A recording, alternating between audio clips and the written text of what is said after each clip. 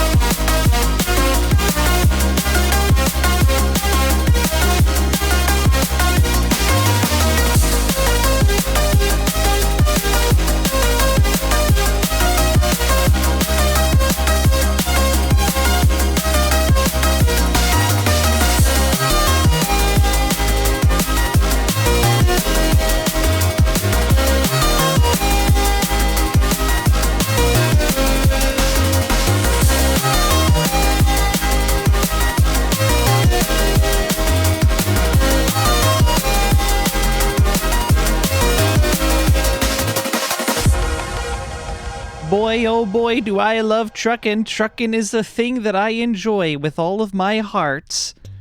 And also hanging out with you guys. Hello, everybody. Welcome back. Let me tweak the music here a little bit. For the first time in a while, it felt too quiet. Weird. How is everyone doing today? Let me say hi to everyone. First off, Julia, hello. Thank you for the 13 months. Oh my goodness. It's been over a year of this, hasn't it? And fun fact for all of y'all, actually, if those of you didn't know, it's actually Julia and I's anniversary this month. So that's fun. Anniversary of us getting together and realize we wanted to slap our lips together sloppy style. Yeah, thank you so much, Julia. She just giggled gaily. That is entirely unsurprising. Something I've noticed is that it has not updated the latest subscriber counts on Stream Tools. That's not good. What if I play the alert again? There it is. It still hasn't updated though. Well, that's not gonna work. So let's fix that real quick. First stream and I hear about slapping lips sloppily together. Welcome to our Melody Live. This is what we do. Thank you for the follow. Appreciate it. Nice to see that was enough to get you on board. Let me see here. Let me update my Twitch info here just to have the correct name on here. We quit, we restart. Don't mind me just crashing the thing. There we go. Awesome, and we got our music tickers. We're so back. One of these days, I will build that like satellite service that always keeps track of the latest sub. Maybe that was a specific kind of event. No, it was a resubscription. It should have counted. I don't know. It's weird. Anyways, trucking time. I have most of my stuff ready, except for the game. I didn't launch it. Of course I didn't. Oh yeah, I didn't say hi to everyone else. Yes, of course. Hello, Julia. Hello, Jen. Hello, Robbie. Hello, May. And yes, welcome, WebUp to the chat. I think that's how you pronounce it. Probably. Our Melody Live, making out with Julia sloppy style. She comes to visit me in a couple weeks. Don't tempt her. She'll make the stream that.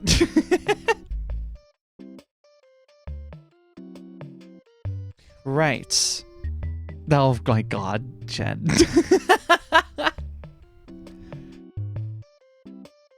Weebop. Oh, amazing. Right. Game is launched. Bada bing. Let's continue career. Oh shoot, I should probably set up the game capture, shouldn't I? That's important. Yeah, let's do that. Let's do that. And here we are.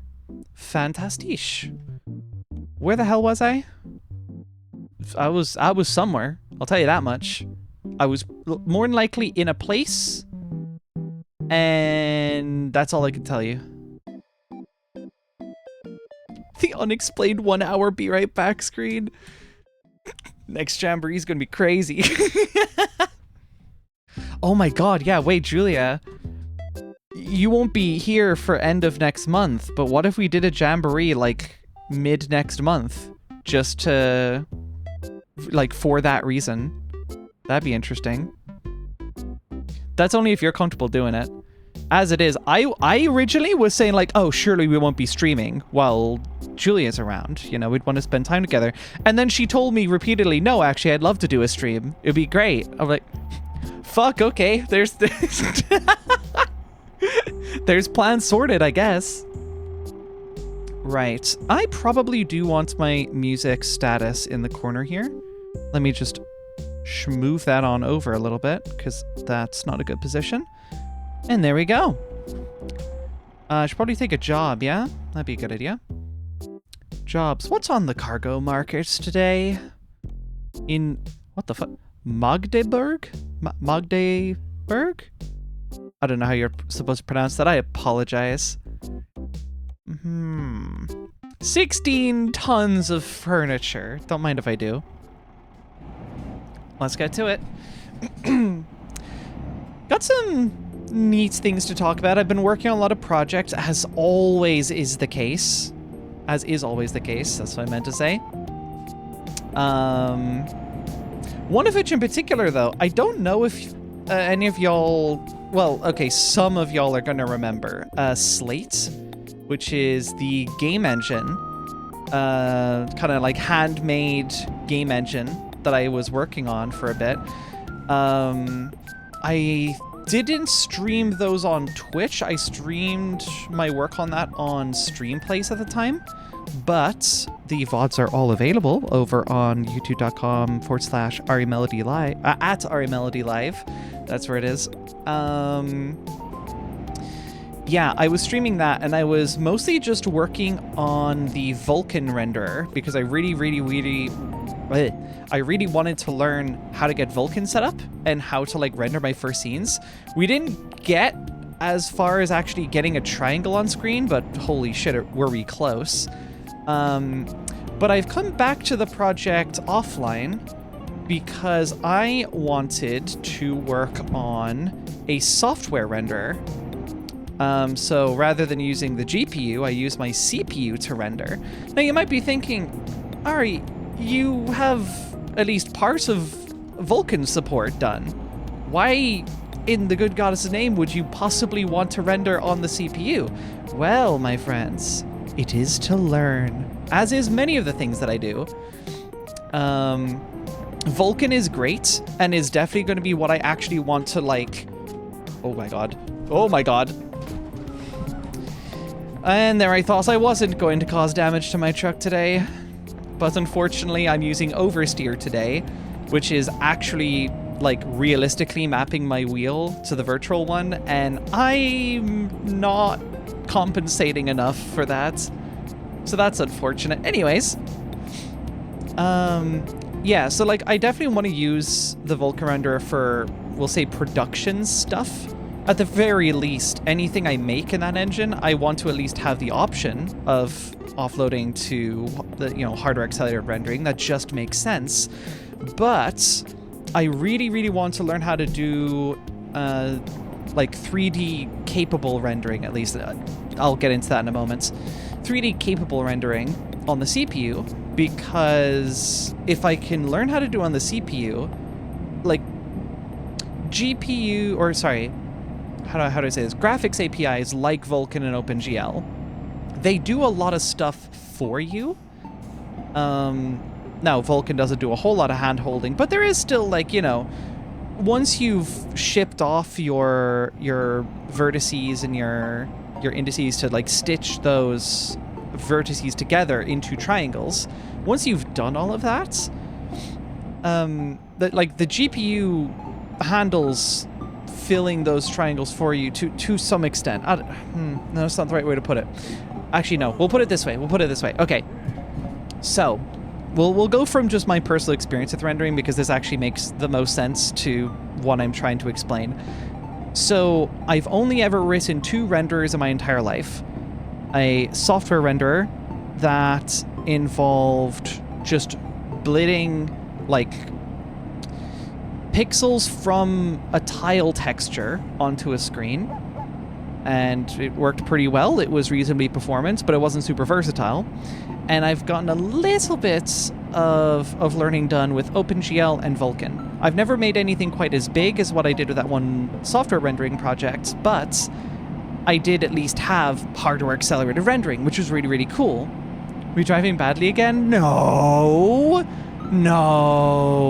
certainly not. Are you going to deliver someone's couch in 1,038 parts? Look, it's IKEA. Probably. It's fine. Actually, do need to take a rest stop before I pass out? Never. No. Don't mind the fact that my truck was 0% before I left. Don't worry about it. But yeah, so it's a software renderer that I had made and made the most progress with, but of course it was fairly limited because it's software, right? It's completely wasting the GPU power that I have accessible to me.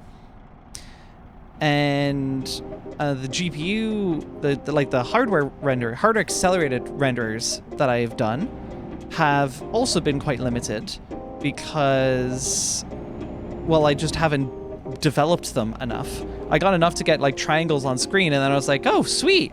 Now what? And I genuinely didn't know the answer to that question, so I abandoned those projects usually. But I do actually want to see like how many features can I pack into this engine, and like hopefully eventually with time kind of build a game, even a small game around it. That would be nice. In fact, just to be clear, it should be a small game. I do not want to make a big game in like my first proper game engine. I want to minimally start with making just small games, and realistically with my actual game dev experience, like I've got a whole lot of thoughts and I guess experience that I've distilled from hearing it from a whole bunch of other people. But there we go, can I sleep? Yes. That's good. No, you should remake Euro Truck Simulator, of course. Oh, of course! Yes. Yeah, I should definitely have, with my limited experience, practical experience, we'll put it that way. I have very limited practical experience with game development and game design. And I should really, I've mentioned this before, I think I've probably mentioned this last week even. I have a terrible problem with setting my expectations way too high and then getting super scope crept. And I always want to one-up myself. The thing is, I'm basically one-upping myself on virtually nothing, because I have technically shipped games before, but it was a very, very long time ago, and I'm a very, very different person, and I don't use Scratch anymore, so I don't think that counts. To be clear, like, making a game in Scratch totally does count. Like, if it's an entertaining experience, then you've made a game, right? That's great. But sorry, like, yeah, I've made games. That's fine. But it's been a very, very long time, and I don't really do Scratch anymore, and I would like to, you know, push myself to build an end-to-end product in something that requires a little bit of extra, not necessarily requires more work, but requires extra thinking and like creative decision making. And that is why I am writing a game engine from scratch in C. Because that's what that's going to challenge me technically. It's definitely going to challenge me creatively. Pure AriWare? Close. What did you use for the program windows, the game engine?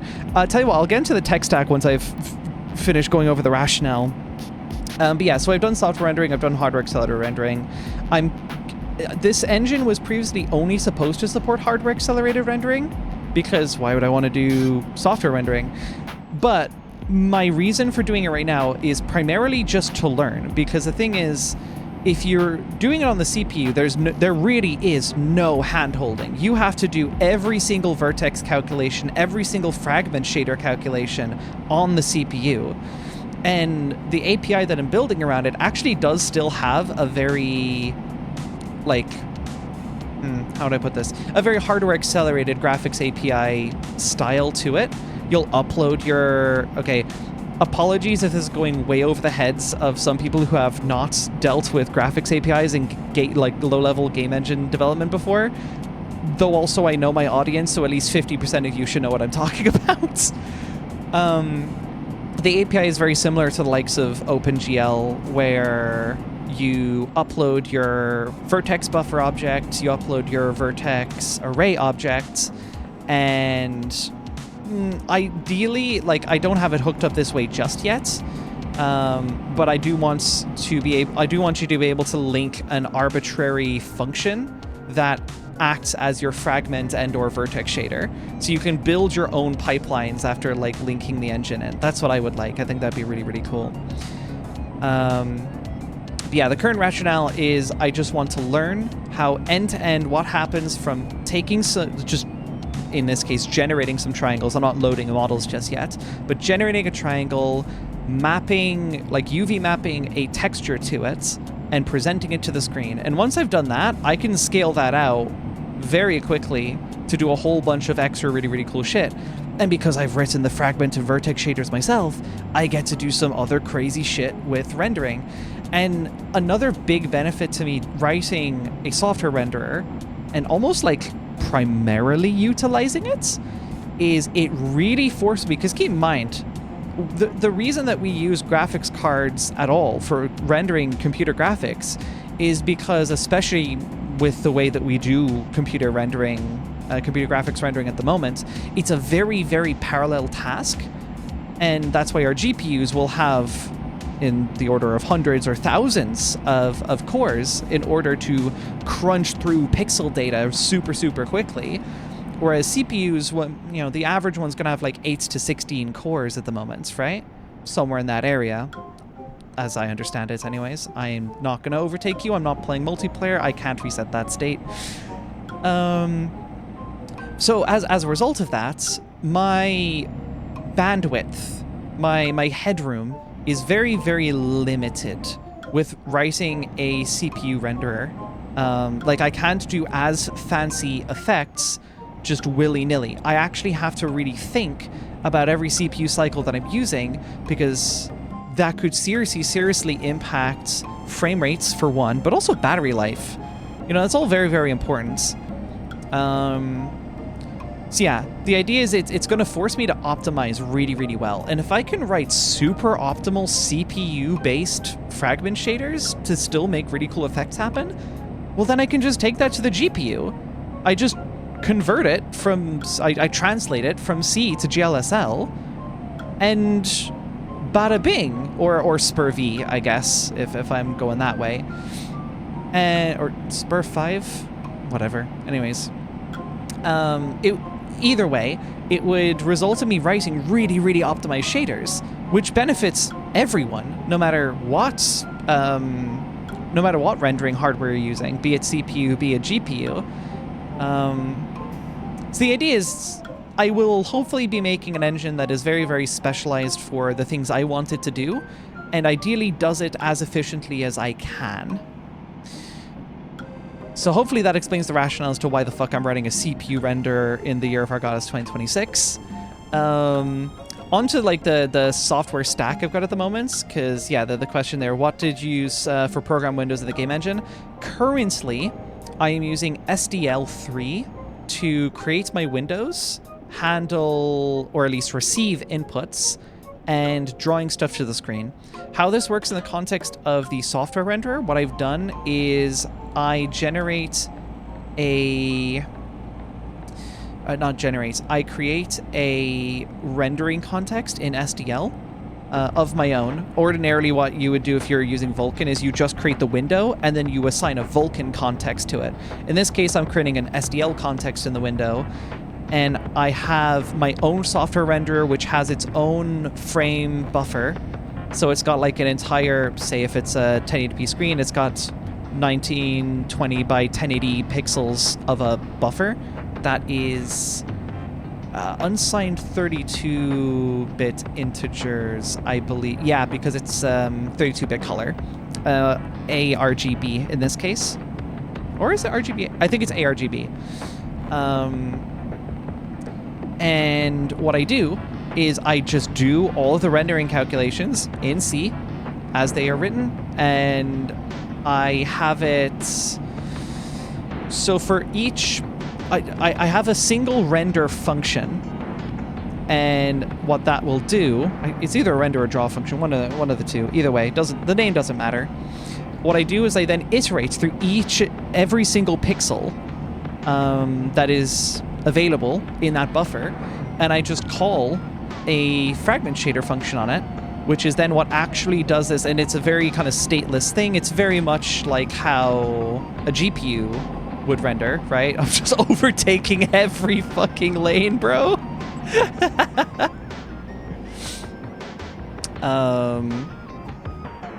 What was I saying? Oh, yeah. It's very similar, again, to how GPU shaders work. The only information you're generally given is whatever uniforms you define in the shader and what your like UV coordinate is on the triangle you're rendering for. That's pretty much it. The tricky part at the moment, so I actually have all of that working, and I'm able to present a gradient to the screen. I really want to show that on stream at some point, actually, so if anyone's interested in me doing a Slate dev stream, I would be very interested in doing so. Unfortunately, you will have missed the part where I'm writing the CPU renderer, or like most of it, which is arguably the most exciting part. But hey, you'll be there to witness me hopefully getting a triangle on screen for the first time, assuming I don't do that first. We'll find out. Anyways, yeah, the current issue is I have a gradient across the screen that's done with the fragment shader. That's awesome. That's great. But it is not working off triangles. It's just the entire, like, canvas, basically. What I want to do is I want the fragment shader to actually execute with a certain triangle as context, with its UV coordinates, with its assigned textures, you know, whatever other things might be in there. Texture would be a uniform in this case, wouldn't it? I think it would be. Yeah, something like that. Either way. And then the idea is when I have that data, I would do all my rendering in the context of a triangle, not of the whole screen. The issue I've had at the moment is I like to think I've written it in the right way to do all of those things, but I don't see triangles on the screen. So that's unfortunate. I'm able to do like I've got like a fake sphere ray intersect calculation that's going on. That it's like, oh, if this ray emitting from the camera hits this imaginary sphere, then we just draw pink on the screen. So I get a pink circle. So it's not like the render is completely broken. It does work. I think it's just my triangle math is incorrect, which is fine. I'll fix that. I'll get around to it eventually. It could be the coordinate space is wrong. I just realized. Food for thought. Currently, I am able to do a whole bunch of other stuff in the meantime, though. Like, there's a lot of things I want to do with Slate. Currently, the number one thing is just getting a renderer going, because that's how I'm going to get stuff on the screen, right? It's pretty important I can get stuff to the screen, and then I can actually do other useful stuff, like loading textures, for example. May actually directed me towards... I was originally... I've talked about this in a stream like months ago. I had said at some point that I very firmly wanted to support WebP and like only WebP in my own handwritten game engine. Partly because it would piss a whole bunch of people off, which would be really fucking funny. But mostly because WebP is actually a pretty solid format. Like, it supports lossless compression, which is already like, okay, well, that's all I need for a game, right? It supports lossless compression. It supports transparency. It supports animated textures, which I don't see myself actually using, but it's cool that it exists, right? And it's a really, really, it's got really strong compression, as I understand it. I think I've compared it against PNG, and it runs circles around PNG. It is so damn good. So imagine a game storing textures in WebP. That's what I want to do, because that would be really fucking funny. I don't know if I would write my own WebP decoder myself. I think for now I would use libwebp or something. But that's just for now. You know, at some point in the future I could roll my own for fun. Actually, I want to go here. What May directed me towards was the PNG format. I previously thought, for some reason, I don't know where I got this idea from. I guess it was like, oh, it's a popular format, ergo it must be complex, which is, you know, especially with the developer mindset that I have, I'm not sure why I ever believed that. The complex thing would usually not be the popular thing because it's complex and difficult to implement. So no one would want to implement it, right? PNG is remarkably simple. So I found through a cursory glance through the Wikipedia article for it. It's fairly readable, and there's not a whole lot of stuff you actually have to calculate. The image data, parsing the headers and stuff is super, super easy just to get metadata on the file. The image data itself is probably the most complex thing, and it doesn't even look that complex. It looks pretty fucking straightforward, I'm not gonna lie. So, yeah. I am probably going to handwrite a PNG decoder because that would be extremely cool. And maybe vendor in libwebp for the time being until I am comfortable with my understanding, depending on in what order I do things. Like maybe I just research the formats and I just implement it myself from the get-go. I don't know though, because it is like a compressed format. To be fair, if it's a lossless compression, it should be okay. That's the theory. Because here's the thing, that's not the only lossless format that I looked at, because PNG is lossless, WebP is lossless, or has a lossless variant to it, right? And the game engine could just not support things that are lossy compressed. It's a game engine. You usually don't need lossy textures. That's really weird and stupid. But another format that I was looking at was for audio. I was looking at FLAC, the free lossless audio codec, made by the same people who made Vorbis, which I believe is the same audio format that's used, or same audio codec used for Minecraft sounds. So if you go into like the Minecraft files, the game files, and you extract all the sounds, they're all in Vorbis, stored in a .ogg container. Vorbis is really, really cool. I did think about supporting it, but because it is a lossy format, it would require a lot more work to actually decode the sounds, and frankly, lossless is kind of cool, just in general, right? So I'm thinking of supporting FLAC. We had a look at the FLAC format as well, and that also looks very straightforward. Again, most of it is just like, you know, you parse the header data, and then you decode audio chunks after it. And the audio chunks, there's a bit of doing to it, but all I need to do is understand it once to be able to write a reasonable decoder once. And, well, SDL gives me the ability to just pipe raw PCM audio into an audio device. So I can just have game audio, like, pretty early on with a completely handwritten setup for it, minus the SDL part. I'll get to that later. But that's, like, super cool. I really fucking love that, because there's so much cool learning in there, and there's something about just having a self-sustained, handwritten thing that just feels so nice to me. In case any of y'all are familiar with Casey Murturi's Handmade Hero, that is a video game that he has been making entirely from scratch, by hand, not using SDL. Like, there are actually no libraries involved. He was hand creating a Windows window. A window in window. Yeah, whatever. You get what I mean. and blitting pixels to the screen with that. That was extremely cool. Very, very, very cool. I haven't watched like the full series because it's many, many days long, realistically, if you were to watch it in one sitting. But I've been watching bits of it, and it's so cool. It's very slow paced because he's like explaining a lot of stuff as well along the way, especially the first couple episodes are a bit of a drag. But it's all set up and it's important. And in general, I just really love the vibe that Handmaid Hero has. I've watched some more of Casey's stuff. I don't agree with everything he has to say, so I have found. But, you know, it's nothing crazy. It's like technical opinions that I disagree with. But generally speaking, the idea that like just hand making stuff from scratch is really fucking cool. I wholeheartedly agree with that. I've been embodying that shit for ages. I just didn't have proper words to put to it at the time.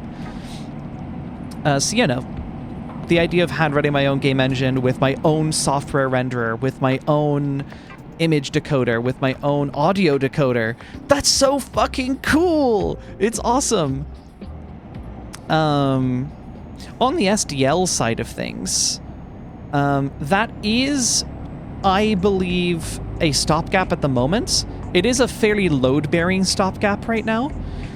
The reason I'm using SDL is not because I don't... yeah, it's not because I don't necessarily want to explore the things that I'm using SDL for to do them manually. It's just that I've explored them enough to know how painful they are.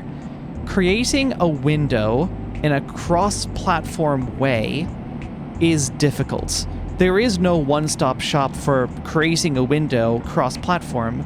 I would have to build a window environment, 1 in Windows, 2 on Mac, and 3 on Linux, and 4 on Linux, because there are 2 different display servers. I probably won't support X11, to be fair, so maybe 3. Julia might actually know about this. The window decorations, would I need to support... Yeah, fuck X11. Yeah, okay, everyone agrees. Cool. Fuck X11, I'm not going to bother supporting it. It's the year of our goddess 2026. There's no need for me to do that. That said, window decorations are something I need to be very considerate about. So, correct me if I'm wrong here, and I might be. The KD plasma decorations are QT or KWin. I think maybe KWin. And the... what we would normally refer to as GNOME decorations would be GTK, right? They're done through libdecor. See, what if I don't want to use libraries? Smiley. Would you recommend that at all? Or would you say, yeah, please don't? Okay, that's fair. That's fair. It's time to drink water. Oh my goodness! It's time to drink water. You're right. Also, hello, Jish. Sorry, I'm so locked in conversation I didn't say hi to you. Hello, and yes, it is time to drink water. You know the deal. If you have water with you, you should drink it. And if you don't have water, you should go get some, because it's good for you. Let's drink to that while taking this turn.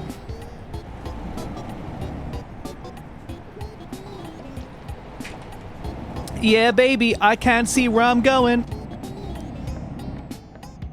All right, bada bing. Thank goodness I have my voice training sipping up big sip. Ooh, actually, Lux, I need to send you a thing. I'm so sorry, I completely forgot about that. I've been very busy, but you know what I'm talking about. Remind me after stream, and I will get the stuff together for you. Also forgot. Okay, good. That's fine. I overturned. I oversteered. It's like the software I'm using called Oversteer. Yeah, goodbye stop sign. I didn't need to anyway.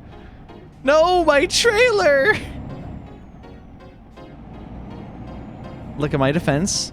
I was hydrating. I will drop this off and I will check chat because I have missed a couple things. Apologies, I'm so very locked in. Oh yeah, so... Cool, okay, libdecor. It isn't a protocol, it's a library. I figured it's a library, yeah. Off the name, you know, libdecor. It just also supports XDG decorations. Gotcha. Yeah, I figure it's a library that provides the decorations. It's a protocol as a C library. The girls are fighting.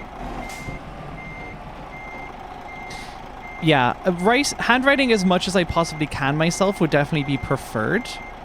But if there are some cases where it's just, no, this would just be a nightmare for ecosystem reasons, I could maybe excuse using a library in those cases. But yeah, I definitely do want to write my own windowing system, and then, of course, my own input handling to complement it, because then I have full control over that stack. Audio as well. It'd be really cool if I could do my own audio handling. Because to be clear, as much as it scares me, I don't like technical things that scare me. I want to learn how to write my own audio renderer, I guess. Oh, fucking damage penalty. That sucks. Yeah, I want to write my own audio renderer. I think that'd be really, really cool. Good enrichment for me, for sure. And also, like, I've been doing work with audio for a long enough time. It would be nice to actually understand what's going on under the hood. You know? Not everyone needs to be clear, but I want to personally, because that's how I roll. Sorry, yeah, okay, I'm going to catch up with messages now. Would drawing manually allow you to draw something 2D on top of the rendered 3D frame? Let me think about that one real quick. Totally. I mean, technically... So, like, it depends what you mean by drawing manually. If you mean by drawing in software, I mean, you could do that with hardware as well, right? That's already a thing you're able to do. Oh, is this... Okay, I think I know what you mean. So, you draw in a 3D context, and then you draw in a 2D one that's way, way cheaper on top of it. Yes, you could totally do that. In fact, that is kind of a thing I would like to do, especially if it's going to be an optimized software renderer, right? Let's say, okay, one of the things I would like my engine to do is to support fractional scaling for the world. And so that's going to require a 3D approach just because of how that scaling works. I am getting vertices, I am putting those in the game worlds, and I'm, UV mapping textures to it. That's just how it's going to be. There's kind of no way around it. But font rendering, assuming it's just in the UI, I can probably rely on doing that bitmap perfectly fine for the most part. Like, I won't have fractional scaling in that case, but it would be plenty performant, and so long as I have, like, an appropriate font size, it would work perfectly fine. And that's actually what I did with my previous software rendered game. And I enjoyed making it. It was pretty cool. I'd like to do it again. So that is something I'm very interested in doing for sure. Yes, WebP is underrated. It was underrated by me as well. And I realize now that I've grown up and moved to Linux, that the reason I disliked WebP is because Windows has fucking horrible WebP support. To this day, they make you pay for the fucking H.265 decoder, but they don't give you free WebP support. What a fucking nuisance. Microsoft finds new and exciting ways to disappoint me every single day, I swear. This is the space glitches I've heard so much about. Of course. X11 is legacy. Why support it? Number one reason I could think of is I don't know if it would run on Steam Deck. Though ideally, hopefully, by the time I actually have a game that I'm releasing with a handmade engine, Steam Deck should support Wayland by that point, like in game mode, to be clear. I know that the desktop mode is Wayland, but as I understand it, game scope is X11. Also, by the way, the new Macs only natively support their own API Metal. Vulkan is translated Metal on there. Yes, I am aware. We use Molten VK in that case. Yes, I am aware. In fact, I've been doing a lot of Slate development on my Mac, and that's required me to, even if I'm not using the Vulkan renderer right now, it has required me to unfortunately dick around with Vulkan SDK stuff not playing super nicely on Mac. Me when I configure my GUI frameworks to disable their existing X11 supports, because fuck X11. That's cool. I mean, hey, you strip out the support, that's like maybe one less library you have to deal with. That's kind of nice. So if you want to do even more from scratch, yeah, that'll be fun. Oh, absolutely. Yeah.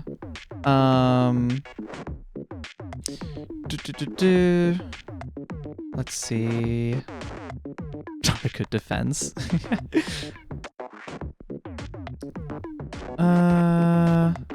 Yeah, WebP is hated because Microsoft and Adobe suck. Yup. PDF could have been awesome. Maybe the format's okay. I haven't actually looked that much at the format. I know it's the popular thing, but that was, I believe, less of a, this is like an amazing format, but more this is the only format. And Adobe is like buying up all the things that can create stuff and are making them use this format. So now everyone uses this format, and if we don't support this format, we're fucked. That's not a very exciting sell for me, personally. Thankfully, I'm not writing software right now that would ever really need to export to PDF, so I'm okay. Too real Windows admin for a job. Amy, I'm so sorry. Oh my god. Girl, it's not one less lib, it's like 3 usually. X11 is pain. Hey, if that's 3 libraries down the drain, I'm happy. Yeah, PDF is standard by necessity rather than quality. I was thinking. Does anyone have any familiarity with the formats, actually? Because I'd be curious to know just how ass it is. 51 grand? 60 grand? I'm not going to the UK, though. I'm not going to fucking Plymouth. You be so for real. We're going to France, baby! In the right gear, please. Yup. And away we go.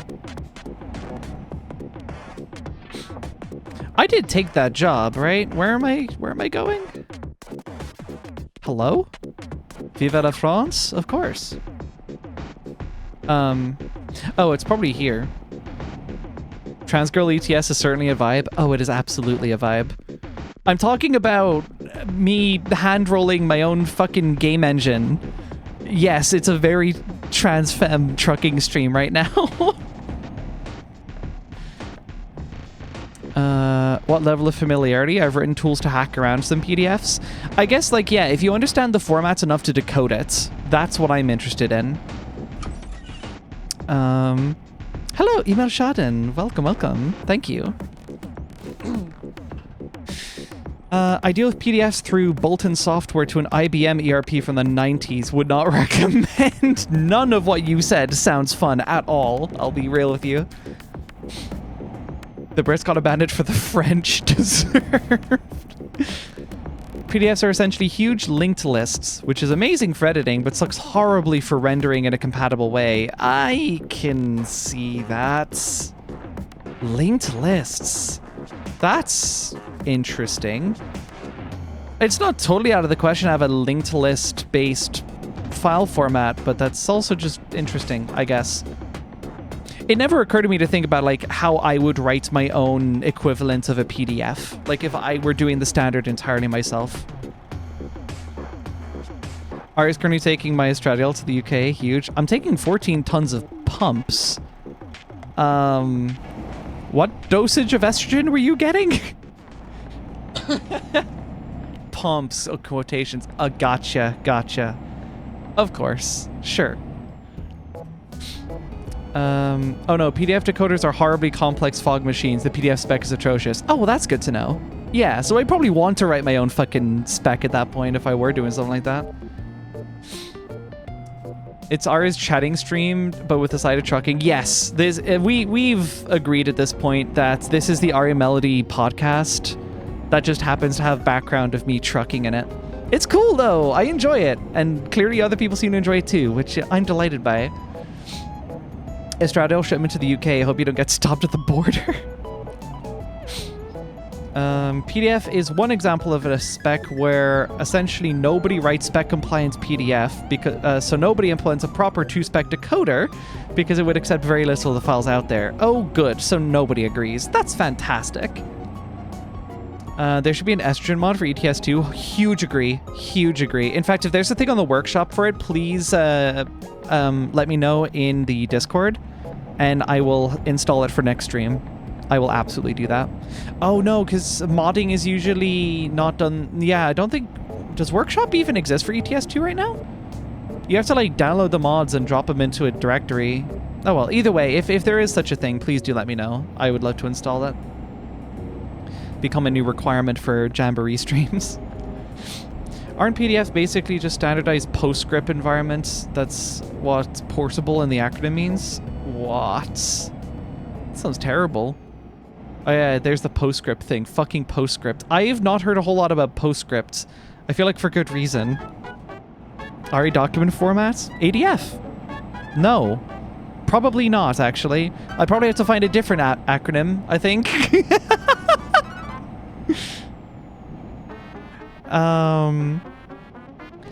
Like modify the medical vaccines to medical vaccines won't just be HRT needles or whatever. Yeah, it would literally just be a drop-in-place mod. I'd be down with that.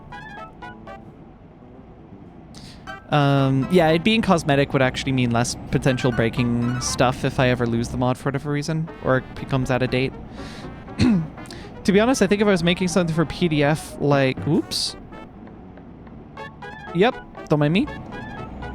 I think if I was making something for PDF like usage today, I would end up with something not too far from SVG. Huh. I never thought about that. That's an interesting approach.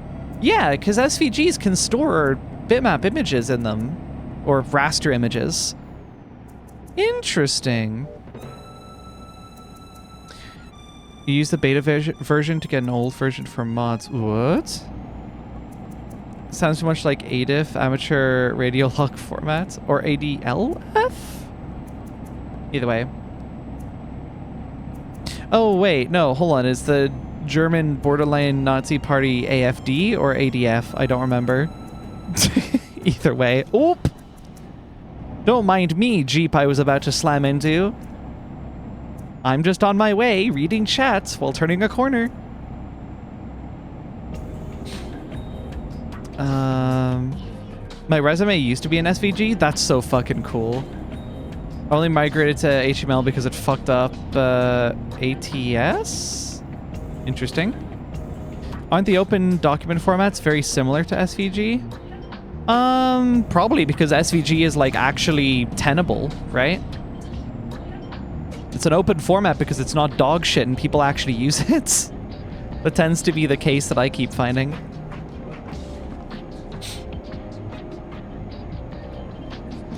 Sadly, there is no estrogen mod in the Steam Workshop. That is heartbreaking. My resume is a man page, and I'm sobbing because I'll have to look for jobs soon. I hope your future employers know how to use the terminal. And art on Windows. That's an important one. Oh yeah, more Slate stuff because I'm still... I'll be honest, my brain's been buzzing about that for the past couple days. I'm supposed to be working on a whole bunch of other RE Melody adjacent stuff, but I'm getting super fixated on Slate right now. The current dependency stack for it is, of course, Vulkan. I probably will not be writing... Not probably. I will not be writing my own Vulkan library from scratch. I have written API libraries from scratch, to be clear. Like, my Twitch support in Stream Tools right now is hand-rolled, and I read the Twitch documentation to get there. But Vulkan does a lot of fucking things. So the sheer breadth of work I would have to do, and then also all of the different device supports, like the amount of testing I'd have to do, I'm going to use the Kronos provided Vulkan library. That's, yeah.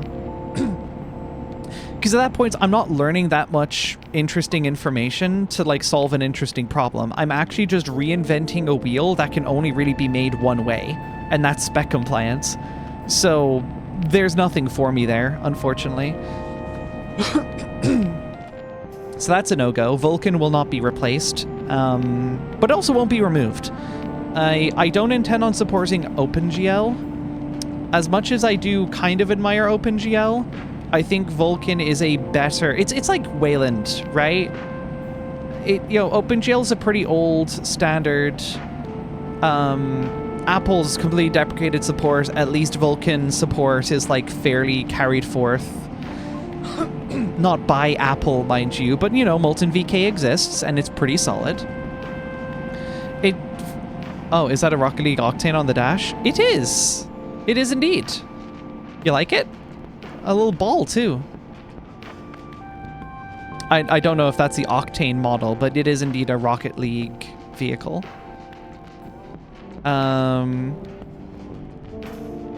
What was it? Yeah. Vulcan. Vulcan is staying.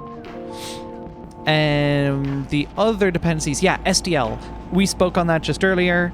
I mostly use that because creating a window context in a cross-platform manner is kind of a pain in the ass. But I am open to the idea of rolling my own at some points in the future. It's not super high pri right now because SDL will provide me a lot of the things that I need to do what I want to do.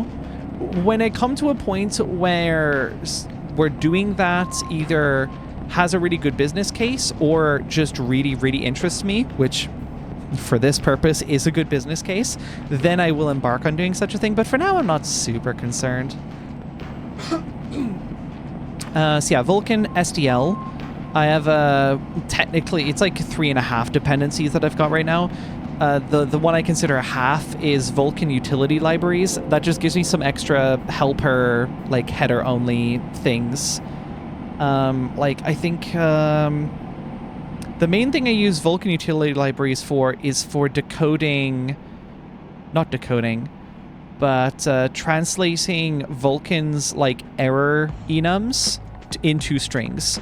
Because there are like hundreds of possible Vulkan errors that can be outputs by functions. And I do want to be able to print them in the case where something bad has happened. So Vulkan utility libraries help me out a lot there. That is not something I would want to develop myself because it would just be boring and it would be a pain in the ass to maintain. There's really no points in doing that. The very last thing, I'm actually struggling to remember. Oh, CGLM. That's my maths library.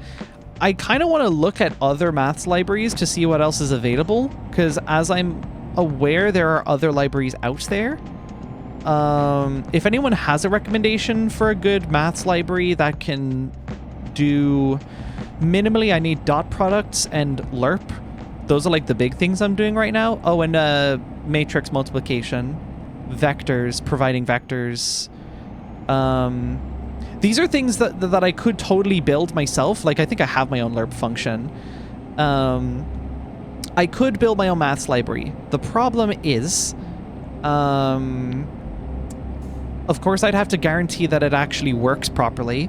And even after that, it's not going to be optimized at all. It's going to be very bare bones and run kind of shit at scale.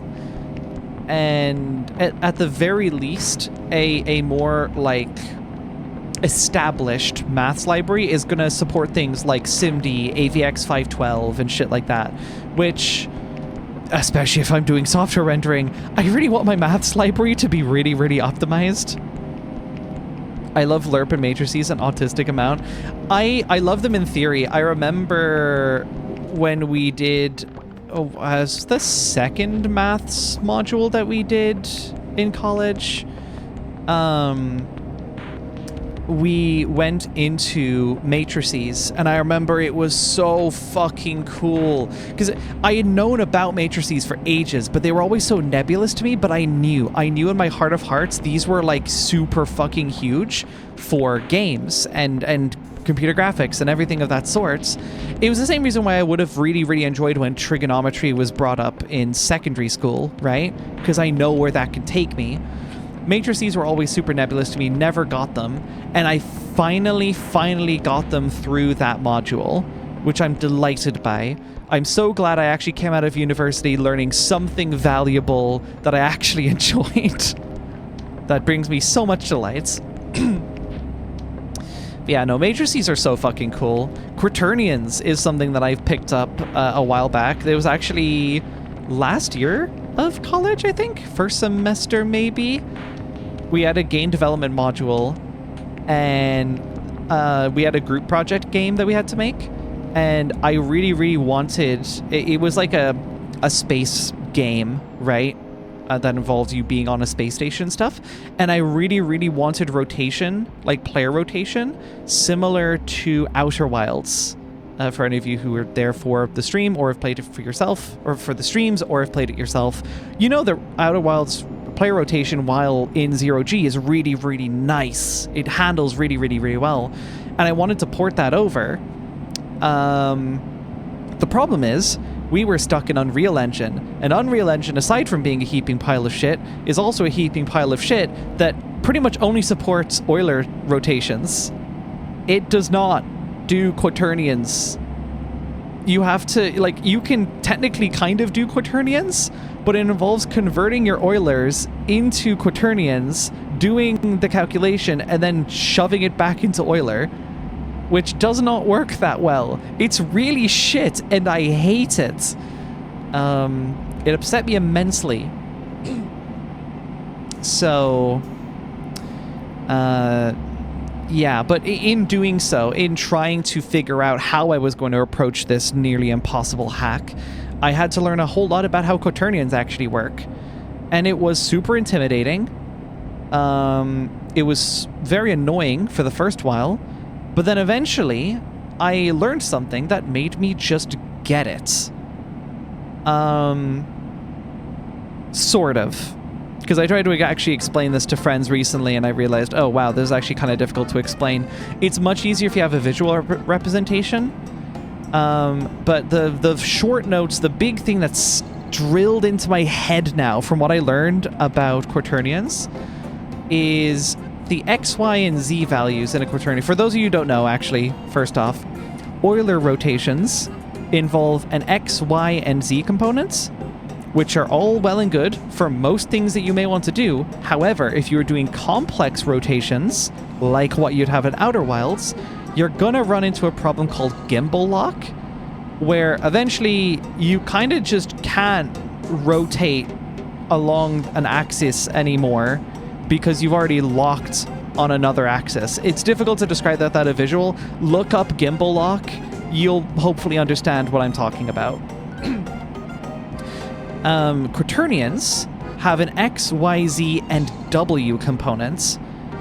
So it's 4-dimensional rotation, which sounds fucking crazy, and that's because it kind of is. I think the main reason that we don't understand it as well is because it's not taught as often. Most people will just be taught, if they're taught at all, about rotation methods. They'll be taught about Euler, and that'll be it. Off you go. And everyone learns quaternions basically when they absolutely need to, and that's when it gets really, really fucking annoying.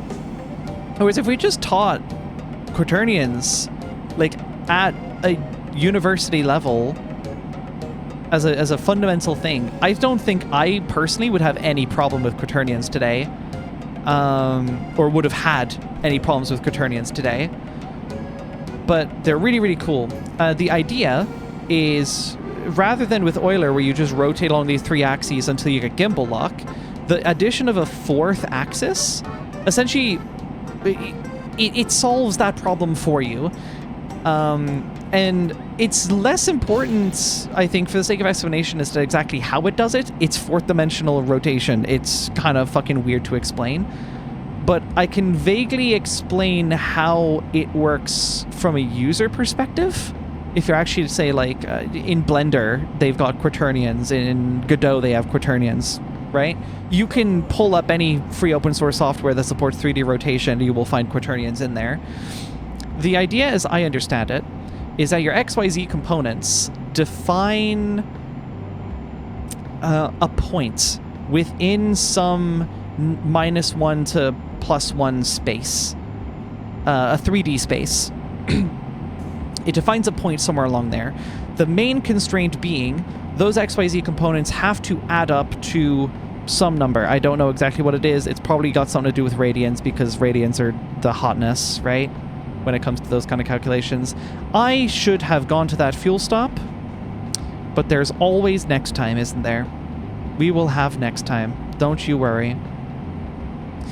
But yeah, your XYZ components define a point along a sphere, along the surface of a sphere, from your 0 coordinates in 3D space. And that point If you draw a line through that point and your 0, 0, 0, through your center, basically, you get the W axis. And then what the W component does is rotate around that axis. That's how I understand it. So you get to define a rotation axis at literally any fucking point that you want and just rotate along it. And it just wakes. Of course, it gets more complex if you want to rotate along other axes. I don't know enough about how that particular detail works, unfortunately. This is something where I'd actually have to like implement something with quaternions to fully understand. But it works in theory, and it's really fucking cool. It's really nice. Apologies, I did miss like a whole lot of shit. I will have to, probably the next rest stop, I will have a look at chat, but I will read what I've got here so far. Hypercomplex numbers? Oh, is in like the imaginary number in quaternions? K-vectors too, though? Underappreciated maths. I'm not even aware of K-vectors. That is something I'd love to poke into. I had a conversation, it was a couple months back, kind of I think as I was wrapping up college, wrapping up university, where I was saying like, man, I actually really, really love maths on a theoretical level. The trouble that I've had is the teachers I've been with have sometimes I've just not gone on with them, and if I don't get on with the teacher, I kind of suck at the subject. That's just unfortunately how it's been for me so far. And I used to blitz through math problems super fucking easily until sometime in secondary school, around the end of it, of course, where I had a teacher I just did not fucking get on with. There were a bunch of reasons for that, but I didn't get on with them, and as a result, I just did not do good in that subject at all. I am going to get fined or pass out or both because there is no rest stop nearby, and I'm about to crash out, I guess. Yeah, I should find a parking spot and rest. I couldn't agree more. Please find me one. Actually, wait, can I just like pull to the side? Will this work? Surely I can't just pull onto the hard shoulder and have a little nap, right?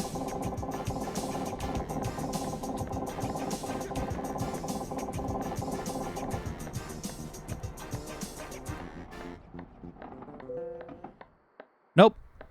I can't sleep here. That's unfortunate.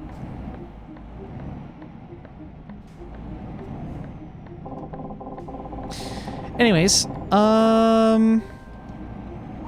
yeah, in theory, I'm a huge fan of math problems, and I really want to learn more. There's some video I had on my watch later that goes through like a whole bunch of these big nebulous math problems.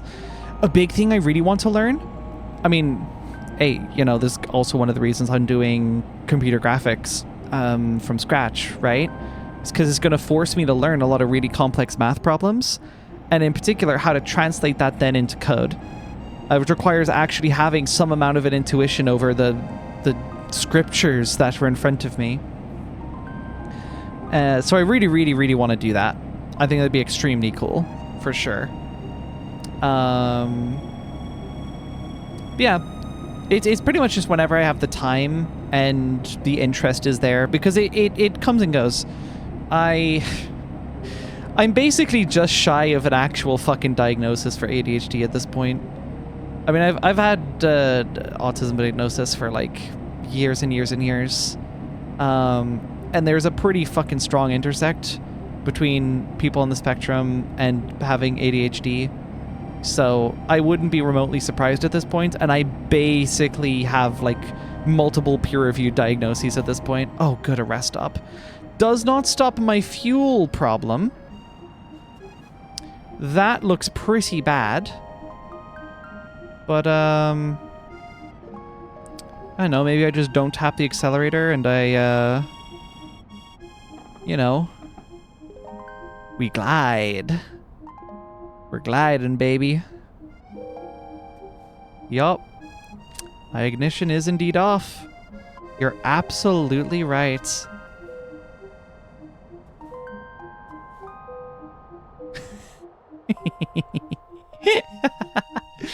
This is fine.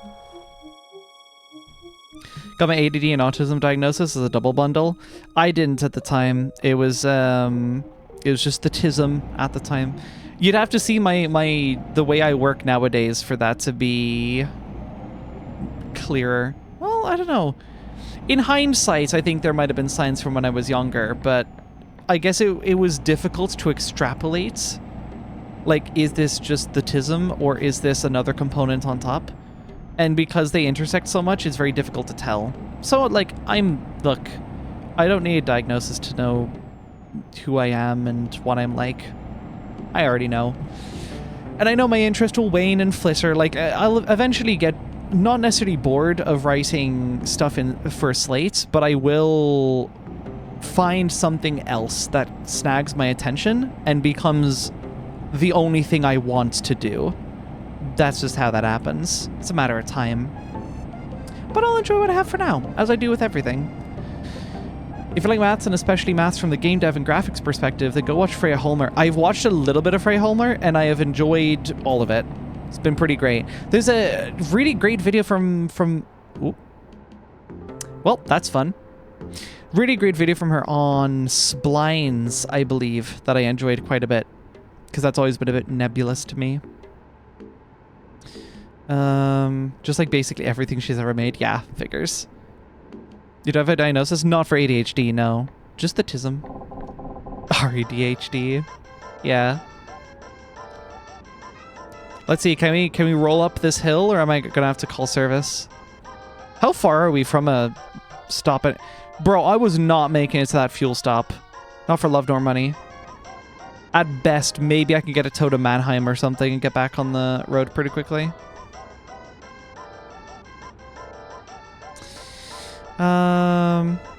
Psychiatrists would probably tell me you're not dysfunctional enough for ADHD. You should see how I've been working the past couple months. Years. Ugh. I'm really trying to keep myself to focusing on a project based on necessity rather than interest. Like, I'm trying to go like, okay, this is the most important thing that I should be working on right now. I should not be working on anything else. I should just be working on this. And then I just end up not doing it. Because I'm like, well, I don't feel motivated to work on that thing right now. And if I don't feel motivated to work on that thing, I'm not going to do a good job working on it. It's going to be really painful and annoying, and I'm going to get super distracted all the time. And at that point, I'm like, yeah, I probably have ADHD.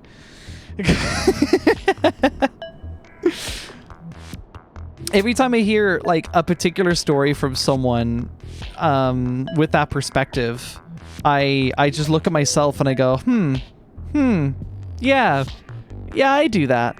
That's really interesting. Hey, why do I keep doing those things that you also do? That's fascinating. Last time my interest fluctuated, I got an amateur radio license. It happens. Slimes and Bezier Curves videos are masterpieces. I gotta rewatch them.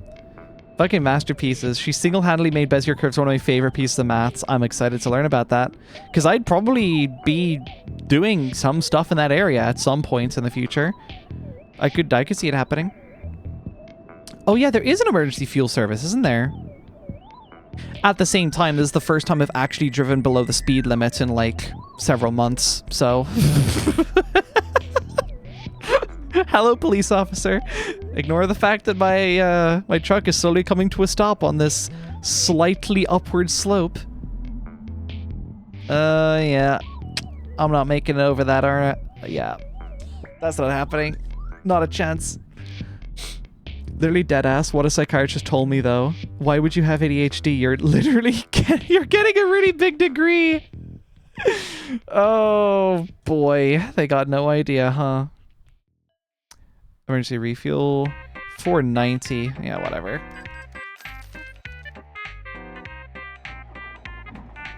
Oh, that should be enough. That should be just enough to get me to the next fuel stop. Let's do it.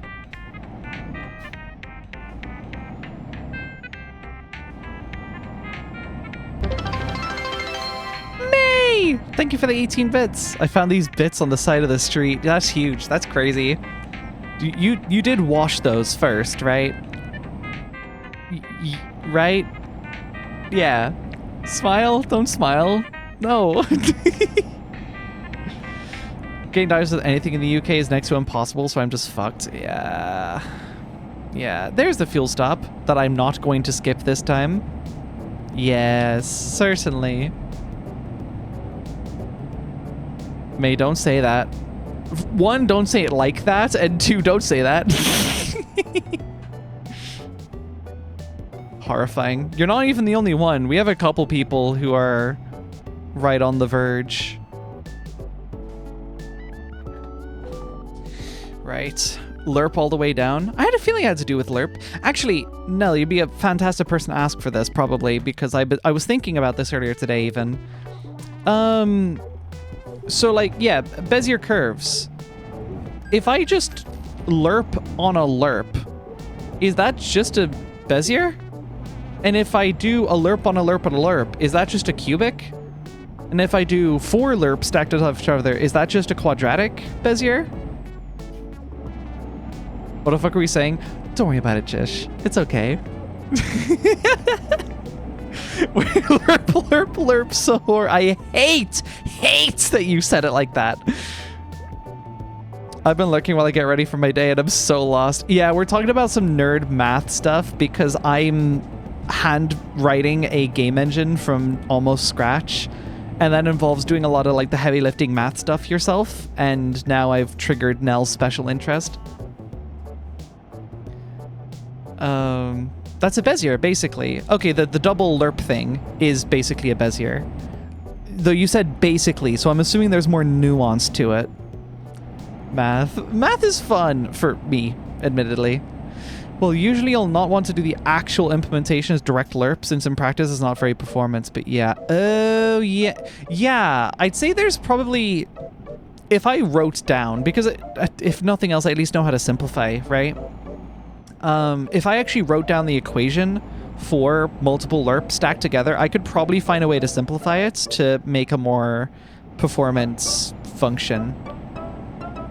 But in a pinch, I could just stack lerps.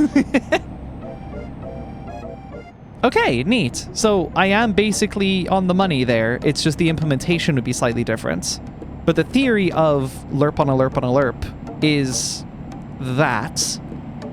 That's cool. I love how I was able to figure that out on my own. It's just been validated. That's fantastic. I've discalculated. Okay, admittedly, that would probably make maths a lot less fun. That is very fair. Natural math debuff. That's so fucked. I'm so sorry. Robot girl who can't do math. I feel like a spoon in a fork factory. We'll ignore the fact that I just missed that red light and blitz past. That is perfectly okay. The simplification into polynomials. Ah. Yeah, that makes sense. It would be polynomials. That's fair. Oh, it's been a while since I've done polynomials. Just watch Freya's Bezier video. I feel like, yeah, so when I originally watched it, I remember going, wow, this is so cool. I wish I could understand it. But now, I actually think I could understand it. If I watched it again... carefully, mind you, I think I can understand it. What helps a lot is I'm currently, I mean, yeah, at the moment I'm trying to learn how to do like how do I say it? Matrix transforms, basically, with vertices in order to get my triangles to be in the place I want them to be so I could draw them on my screen, right? And oh my goodness. Yeah, I've been trying to understand the math behind that, and it's the more I watch like different explanations of how it works, the more I'm slowly but surely starting to intuit it. And it's when I get intuition on it, then I'm flying. I will not have a problem ever again. Polynomials in my vector spaces? It's more likely than you think. If you don't want to watch the video directly, then the magical keywords are Bernstein basis polynomials. For Bezier curves, is it? I mean, I don't mind watching the video, don't get me wrong. Oops, I need to go here. Oh yeah, I have a list that I might be able to pull up on my phone while I'm driving. Don't mind me. The list isn't technically on my phone, but I'm able to access it from my phone, and it's a lot easier than tabbing out while driving. Alright, what do you mean? Can you just, like, pause the game and, like, not read your phone and drive? No, what the fuck are you talking about? Why would I do that? Right, yeah, I have a list. Slate is not open source, mind you, but I am looking at the repo right now. I would probably make Slate open source in the future because I personally believe that tools should be open source. But I also do believe in creative integrity, so I would like to keep it to myself until it's in a position where I'm like actually ready to share it with people. Where I basically locked in a lot of my fundamental decisions on how I want the engine to work. That's basically it. Yeah, okay, so trying to read this carefully while turning a corner.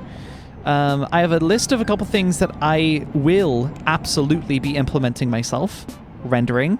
Spent a lot of time talking on that. A custom CPU rendering pipeline for the sake of learning computer graphics with Vulkan for more powerful rendering. So the idea is that in whatever game I make with this, you would have the option to choose between a software renderer and Vulkan. Cool. Input handling. So I use SDL to receive my inputs, but I actually want a nice API in order to actually bind that input to something. And I've written my own input handler before, and it was really, really cool. It was actually in a much earlier Slate spin-off. I've attempted this a couple times. There's a version of Slate that I actually wrote in Rust originally. That had its own problems, which is why the project got canned. But one thing that I really, really liked out of it was the inputs, the input engine. It was really fucking nice. Basically, the way it works is just one big abstraction layer over SDL inputs, SDL received inputs. So you would create actions, and each of these actions could be bound to a raw input. And every single action would be some dimensionality, so some number basically of scalar values, right? So if it's just like a binary input, it would still be a scalar value from 0.0 to 1.0 basically. And if you wanted to like do a Boolean test there, you just check if it's greater than 0.5. If it's something like, say, a movement vector, where you gotta like move back and forward, left and right, that would be an action with two scalar values. It would be a vector. Sure. I don't really have a use case for 3 dimensions right now, but I guess maybe movement in VR could maybe suit for that. I guess, yeah. Because it's like at its simplest point, you would just have buttons that are binary, and then you'd go up to like just a scalar, say like my wheel turning would be a single scalar value, my mouse moving would be a vector value, but maybe like a VR controller moving in a space could be a 3-dimensional vector, is the idea there. But yeah, the idea is you would have a whole bunch of actions that would have some name, some number of scalar values, and then you would bind various inputs to them. So of course your button inputs will just be they'll either be 0.0 or 1.0. And, you know, mouse movement and stuff, that will of course be along that as well. And what you would then do is once you've bound all of those things, you can just query like, input get axis this, and it will return you to scalar values that you can play with, or a vector value, however I choose to design the API, because you can't return, like you can return pointers to structs, but that's not really great in C. What I probably end up doing is like, you'd have like input get axis, you'd provide, I think I originally had like a hash map string situation, but in this case I would probably use enums in C. You provide your enum, and that would query a map of your inputs, and it would store the current state. It would basically copy the state into whatever you're trying to receive into, basically. That is how I want my input handler to work. I think that'd be really, really fucking cool. I know from experience it was really, really sick. Also, then providing controller support was a piece of piss. Because, well, if I already had it working for mouse and keyboard, well, then all I have to do is just add on the inputs for controller, and they just work immediately. The buttons just work. The joysticks just work. The triggers just work. Even, what is it? What they call them, variable triggers? Those just work too. It was fucking fantastic. I adored working with it. It's a shame that the project ended up dying from there. And it's not necessarily that I don't care for Rust. It was, I felt more fulfilled writing a game engine in C for some reason. The memory management was certainly easier to deal with, hilariously. Like, was it less safe? Or is it less safe? Of course it is. Sure. But that's part of the fun. You just write careful code. You know? You write it correctly and you don't need compile time checking. If I drive carefully, I don't need a speed limit. I definitely won't crash. I should probably read up on chat a little bit. Was working on an input protocol, and 3D movement was something I had to account for. 6 different axes just for rotation and position. That makes sense, yeah. 3 axes rotation, 3 axes of position. That makes a lot of sense for sure. Well, say you'll want to use the Bernstein polynomials, but there are trade-off. I can't pronounce that. I'd have to hear that first. Some algorithm, the lerps all the way down method, is more numerically stable than directly evaluating the polynomials, so... Oh, interesting. Don't sigh at me. I haven't crashed in a while. What failed in the Rust version? So, the biggest thing that failed... or at least that kind of killed my enthusiasm at the time, I thought I could get away with just vendoring in SDL and not having to dick around with super complex hardware rendering stuff. It should be noted that at this time, I don't need to pull in for fuel right now. It should be noted that at the time, I was... And still what I intend to do with Slate is mostly a tile-based map. I'm not actually looking to do 3D stuff as much. The ability to do 3D rendering is more to enhance what I can do with the 2D. For example, fractional scaling. Way, way, way easier to do in a 3D context than in 2D.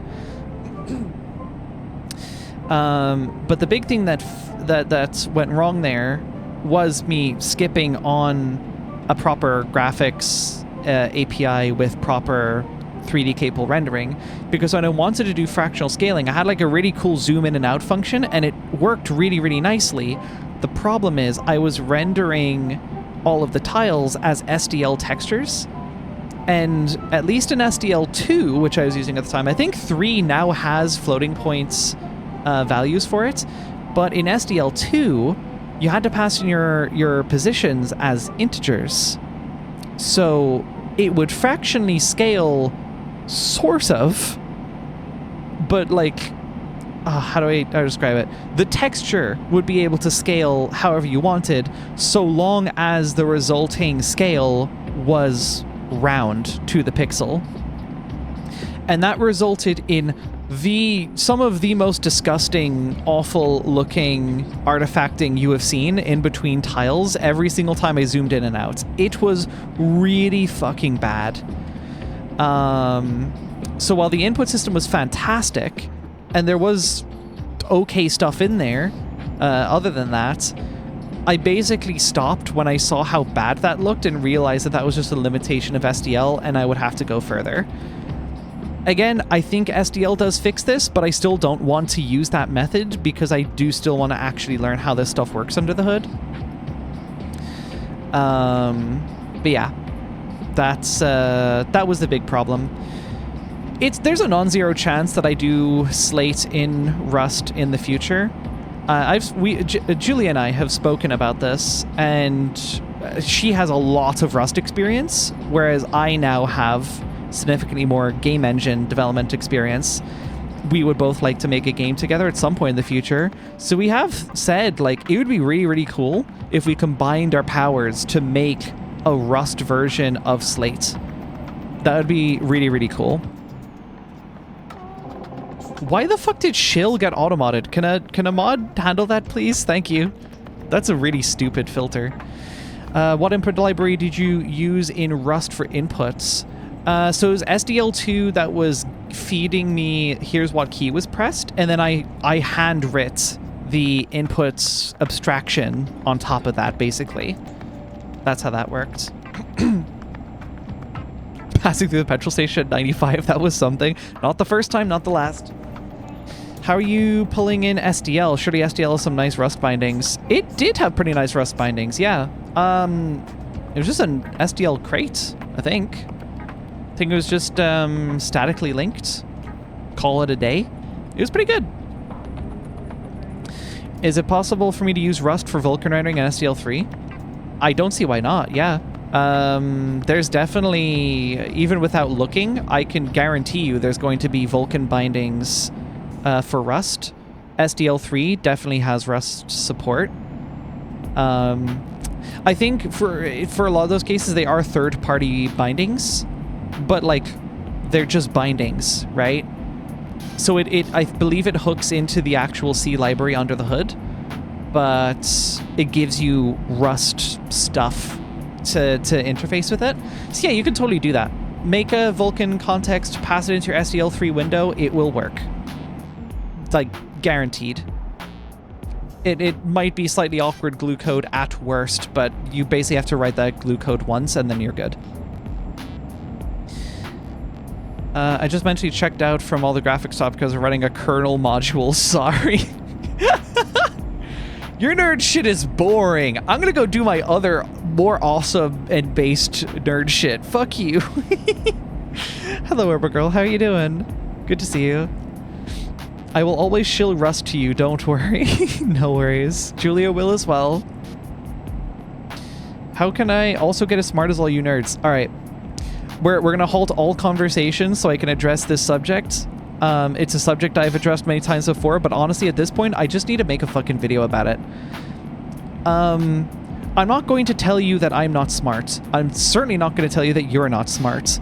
I'm not going to tell you that I'm super smart. I'm not going to say that you should be super smart. What I'm going to tell you that you need to do is you need to just do a fucking project. Is there a thing that you think would be cool to make? Is there something that creatively drives you? Go make it.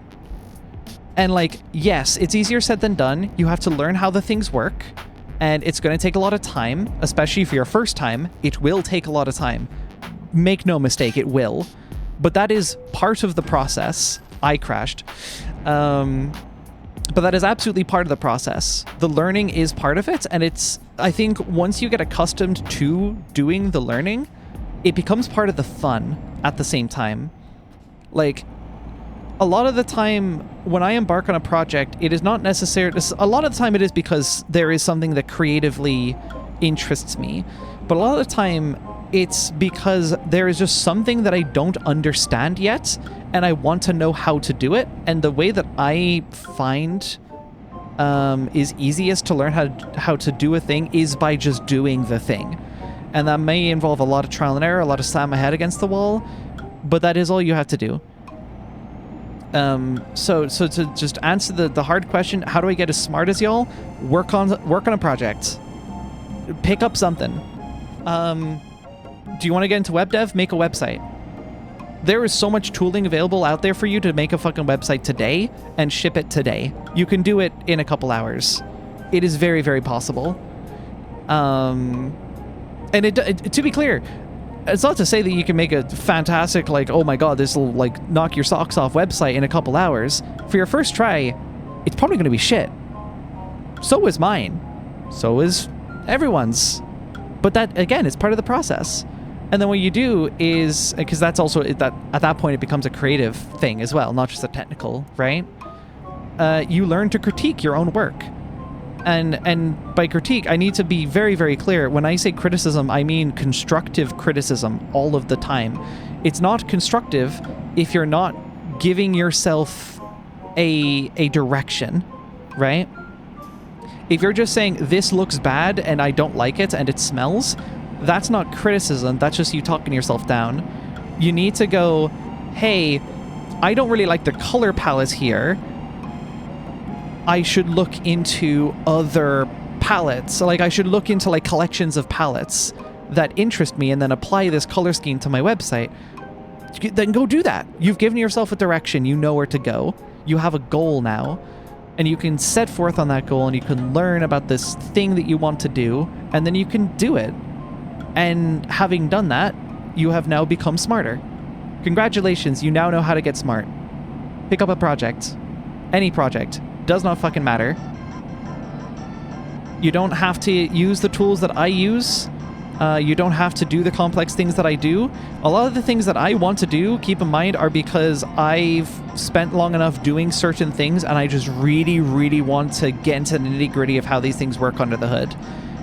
Nobody is expecting you to write a game engine from scratch in your first try, and I genuinely wouldn't recommend it. You're welcome to if you really want to. But, like, if you've never fucking made a game before in your entire life, maybe... I don't really know, like, what's the go-to if you've never done game dev before. I know a lot of people still use Scratch. There's no shame in using Scratch. I'm very much out of my Scratch days now, but that's not necessarily because I aged out of it. It's more just because I skilled out of it. I had been using Scratch for long enough where at a certain point I decided, you know what, I need to advance into something else. Yeah, basic Godot tutorials. Actually, yeah, if you can jump straight in to, like, a full-fledged game engine like Godot, where, like, you can... I say full-fledged because when you finish when you finish your project and you want to export it, you can just build a whole game that runs self-contained on someone else's computer. That is what I consider... Like, I really, really like that. Personally, that's just me. But if you can go straight into something like Godot, then you're hitting the ground running. You're going to be great. You're going to be perfectly fine. Do not sweat it. Do not worry about it. Like, here's a perfect example just from my perspective. Like, drawing, right? I'm pretty good with visual arts. I have an eye for it. I can do designs pretty damn well, I think. I, at the very least, have an eye for it, and even if a technical thing comes my way, like, I will eventually figure out a way to make it work, right? Drawing has always been difficult for me, though, because I've not been nearly consistent enough with drawing, so I always fall out of practice. I always forget what my art style is, but I don't then... Well, at least I try not to. I try not to look at other artists who are doing this all of the time and go, wow, they're so much better than me. Like, I couldn't hold a candle to them. No, I go, shit, their art style is really fucking cool. I like these elements of this. I would really like to integrate these elements into my own art style. How soon can I do this? How soon can I pick these things up, pick up a fucking pencil, and put it on a page? That is... Hey, I didn't take damage. That is a mentality that I really, really like to bring with me through almost everything that I do, and I think it has only served me well for as long as I've been doing it. Maybe too personal of a problem is that I feel like computer science at uni is already a lot, and I don't get how people do like 5 side projects. That's a secret. I don't. And that's actually one of my biggest issues that I am dealing with, funnily enough, is I do embark on too many side projects all at once. Like, yeah, I like being able to do it all, right? Because, you know, it gives me just a lot of power to do my own thing. It's incredibly empowering for me, but at the same time, it's not super empowering when I keep on, like, burning myself out because I'm doing way too much shit all at once. Are you saying you have difficulty forming lasting habits? I know. It's a big shock. This is probably very new information. I'm sorry if this, like, shatters your perception of me or whatever. But yeah. Yeah, okay. So, yeah, picking up a project, yeah. The time component is a deal. Is a whole deal. And the bandwidth is a whole deal. Like, you might have the time, but you might not have the energy. It is important to allow yourself a moment of reprieve. But if you find yourself desperate to figure out how to do a thing, or just to do a thing at all, not even just the figuring out part, just doing it in the first place, I would very strongly consider seeing what you might be able to shift around to make that happen. Not saying absolutely go cutting some important thing out of your life, no, but consider what you might be able to do. Because that's something I've had to do. You know, I have to make room in my life to do the things that I want to do. That's how it works. And I'm especially feeling it as of the past 2 months because I've been full-time employed now for the past almost 2 months. I think around 2 months now. So, yeah. The general advice is if you want to get smarter, quote unquote, you have to go and do things that stretch your brain muscles and you know, get that shit wrinkly, you know? But of course, do it within your own means. Try not to burn yourself out because you're not going to learn anything when you're burnt out. I know that from experience. Constructive criticism is difficult because you got to know a little bit of skill to figure out what's wrong about the thing you made. Yes. And sometimes you do actually just need to like reach out to people. That is very fair. Yeah. It's sometimes difficult for me to recognize in my own work things that I could do differently. I might actually be very skilled in the area, but I might be so stuck in a certain mindset that it's difficult for me to get outside of it. Definitely just having people you can soundboard off is really, really, really good. Even if they have like a little bit of experience in the area, it can be really, really helpful. Because they might even just ask you random questions that just get you thinking. And that's pretty powerful too. The eternal cycle of gaining enough skill to criticize yourself and gain enough skill that you cannot find your flaws. Oh yeah, Lux's other proposal. If you are short on time, just reckless lack of sleep. It will catch up with you. Yes, please don't do this. I'm also a victim of this. Not worth it. You'll be miserable the following day and you're not going to get anything done. It's really bad. But to be honest, yeah, the biggest thing that gets you knowing things is fully feeding your innate human curiosity. Yes, exactly. I like to think it's innate. I worry that a lot of people that I've seen are like not as inquisitive, but I don't think... The optimistic side of me wants to say that it's not because they're naturally uninquisitive, it's just that they have not been... They haven't walked a path so far that has forced them to be inquisitive, you know? If everything's kind of laid out and everyone's just saying, oh, that's just how it is, this is how we do things, or no, we have people for that stuff, then I don't imagine you would be predisposed to being inquisitive and creative. But if you're given like enough of that influence in your life, I think it's very possible. And it's definitely valuable. May method, ignore your studies to make software for friends, and then flounder about resitting your exam in the summer. Yes, do not do this as well. We all have our dubious mechanisms for making it work, but yeah. The secret is to have 5 half-started side projects and research for 10. Yes, that is kind of currently my approach. So like, yeah, to be clear, I don't do 5 side projects in parallel. My day, on average at the moment, is I wake up, I have breakfast, I work, like I do my paid work, and then the rest of the day I spend working on a side project at least. Maybe sometimes I'm just don't have the fucking energy and I have to veg out doing something. Those days are miserable, and that's an example of why you also need to make sure you have very good sleep. Make sure you're very restful before embarking on these huge big projects you want to do. It's a big thing I really need to embody myself. But yeah. But I do have so many side projects. I can't show you this list, but I have a project board. It is a fucking Kanban board in my Obsidian that helps me keep track of all of my projects. I have 13 items in my backlog. These are just ideas that I've had that I have not even started yet, or I've shelved for one reason or another. I have deliberately kept one thing in my in progress And that I can be candid about. I want to make more shorts for the trucking video because I've only got one right now and I could do better. I have 9 things in my ready/paused. Which of these can I talk about? Can't talk about that one. That is just this continuous work on my website. That is album 2, go figure.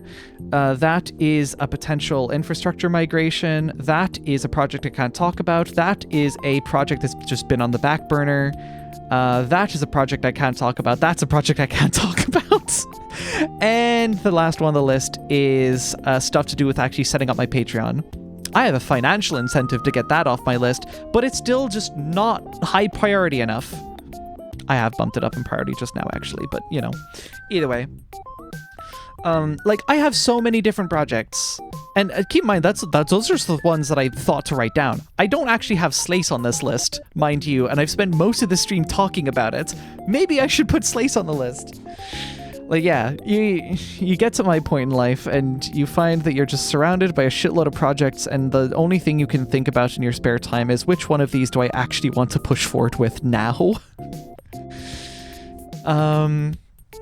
Yeah, another great tip, just get bored. Yeah, allowing yourself to be bored? Fuck. Like, I could do a lot more of that in theory.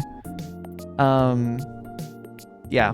Allow yourself to get bored. Allow your mind to wander and yearn. That's a big thing for me. My mind yearns for things.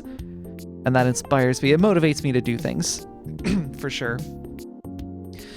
Open a random Wikipedia page and find a new skill you'd want. Yeah, that's also a good one. I'll tell you what, let me go to this screen real quick, because at least we can see the full chat.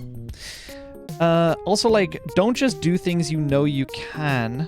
Do things you think you can do most of, then doing that thing will have you learning the bits you don't know. Yes. Jumping directly into the deep end of a thing you've never fucking done in your entire life, it's an approach. I'll say that much. Wouldn't recommend it. You said you're in a CS course. Cool. Do a software project if you have the time for it. It doesn't have to be a large one. It could be a small, dinky little website. Maybe you're more into systems programming in theory and you want to write a service, right? Like a systems level application. Maybe you want to make a game. You can do all these things. But yeah, it's the making time for it that is the tricky part for sure. I slept 5 hours through most of college. This will surely never have any adverse consequence. Yeah, I need to get my sleep in check because I feel like my ability to focus has been shattered over the past while due to bad sleep. And of course, the less I can focus, the less I can actually do the work that I need to do and want to do. So yeah, get good sleep. Very good. Time outside probably helps a lot as well. Just go for a walk here and there, clear the mind, refresh the brain and body and all that. It's pretty good. Barely slept in high school. It has caught up with me, so that's about right. Also, my 2 cents is that the people you're looking up to are probably just really autistic. Read obsessed to the point of self-destruction about the thing you're also curious about. Yes! Absolutely! This is true. I don't think not having curiosity is a thing people are born with. It's about how you grew up. If you've been told to not ask questions, eventually you'll stop. Yes, exactly. Thankfully, I've not been told that enough times where it's broken me early in life. It's allowed me to stay inquisitive. And if anything, I've thankfully had some influences to tell me to question things, which is great. Because, man, I'm terrified of the person I would be if I were not more inquisitive about things. I feel like I would be very boring. Y'all would certainly not be here right now listening to me yap. It's just kind of hard to compare yourself to someone who has dedicated many person years to a thing. Of course. Because you have to catch up with many person years to a thing. Of course. Yeah, absolutely. Music is probably the bigger example as of late. I've been doing music for mind-bogglingly nearly a decade now. And it's, I'm very happy with where my music is right now, but I looked up to artists that up to 4 or 5 years ago I thought I could never hold a candle to. And, well, I'm certainly catching up. I may not have their skill level now. Like, my skill level right now might not be their current skill level, but that's because they are also growing and learning as an artist and trying out new things. But I've caught up to where they were around the point when I was originally looking up to them, and that's a huge thing to be proud of for me. I'm delighted with that. And it's really, really motivating because I'm like, yeah, at a certain point, I'm going to start going in my own directions, assuming I haven't already. I'm going to go in my own directions, and there might be people who end up looking up to how I do things as well. And if I can be in any way a motivator to someone else being creative and learning a new thing, that's fucking awesome. That's huge for me. I'm planning a 3-month nap soon. We're hibernating. That's awesome. Girl in her emotional support obsidian. Yes, of course. Yeah, I keep track of them. Well, to the best of my ability. Like I said, Slate's not even on that list. Because I guess Slate was just like a little pet project I was doing one day, and then I eventually realized, oh, this has grown arms, legs, and a personality. That's great. I just like have them around and randomly remember that one project after having neglected it for 3 months. Anything that's not in my project board, that tends to be its fate. Yeah, pretty much. Let me just like put slates in here. I'm gonna add a to-do list item on here actually. Slates is the subtask basically. Make proper doc. There we go. So the idea is like I'll have like just a link in my project board for Slate, and then that links to a larger document that tells me all the things I actually want to do with Slate. Are you sure got a lot of secret projects? I do! Yes! A lot of things I can't tell you about. A lot of things I haven't even told some of my closest friends about. That's how deep this fucking rabbit hole goes. Obsidian block plushie. I should have one of those. That sounds like that'd be so nice. Just give me like a half-meter cubed thing that's just like a plush obsidian block. I would buy that. That sounds awesome. I'm currently at the I suck at this stage of music. We all start from somewhere. We all start from somewhere. But I know this just is patience, trial and error thing. Absolutely. Sucking at things sucks. Yes! That is, so my I mentioned music is the big example, but my absolute most recent has been drawing. And I mentioned that briefly earlier, but that was like a huge thing. Unfortunately, I've fallen off it at the moment because all my fucking pencils are broken, because at some point some goofball dropped all of those pencils. Me. So I need to buy new ones because the fucking graphite keeps breaking. I need newer, stronger pencils. By the way, if there's any artists here with like really solid pencil recommendations, let me know. Because I'd love to keep them in mind. Yeah, my pencils are broken, which makes sketching a little hard, and I'm not quite at a point where I want to commit to using a pen for things. Not just yet. But I remember where I left off. I really wanted to learn how to do like kind of anime style heads, because that's where I want my art style to go. And it used to be super nebulous. I could not understand it for the life of me. And then I just followed a tutorial one day and I'm like, oh shit, what the fuck? I drew this. And then I went back and I it was a tiny sketch, so I drew a bigger size one a couple days later. I was like, oh my god, I like have this down. And I think I was halfway through doing it again, but I wanted to do like a full page size, but then the pencils broke. So yeah, that's a tools problem, and I don't want to blame it on the tools because it's the measure of the artist, not of the tools, right? But also I kind of need pencils. So yeah, that's unfortunately been on hold, but I really want to do that because there's a lot of big projects that I would like to do that foundationally require me to actually draw. So I need to do that. I need to get that skill up. A reminder I should cancel Obsidian Sync and self-host log sequence sync. What I'm currently doing, I don't pay for Obsidian Sync. I have a plugin installed that synchronizes my stuff with an S3 bucket that I currently pay for. I was already paying for the storage bucket. It's where I store my offsite backups for a bunch of my smaller services, but I can just store another directory just from my notes on there. Obsidian on Nextcloud. Yeah, so I've officially stopped doing that, actually. That this is me announcing for anyone who gives a shit. I no longer use Nextcloud for Obsidian because it was a heaping pile of shit. I still use Nextcloud for a lot of stuff, but I am honestly looking at cycling that out to something else. I don't know exactly what that something else is just yet, but I want it gone. I am so fed up with Nextcloud. It has been such a pain in the ass for me. Particularly with the desktop clients. The actual, like, between the web and the backend, it's actually fine. It's that the desktop clients just have such a fucking hard time doing the thing that they're supposed to do. And funnily enough, a part of that is because I'm also on the worst platforms for it. Nextcloud works best on Windows, for sure. The Linux client just straight up doesn't have virtual file support at all, so I either have the files or I don't. And the macOS clients has, as I understand it, it like very hackily implements Nextcloud Sync on top of iCloud Sync, which works about as well as you could expect. So there have been a number of times where I have had files just shred.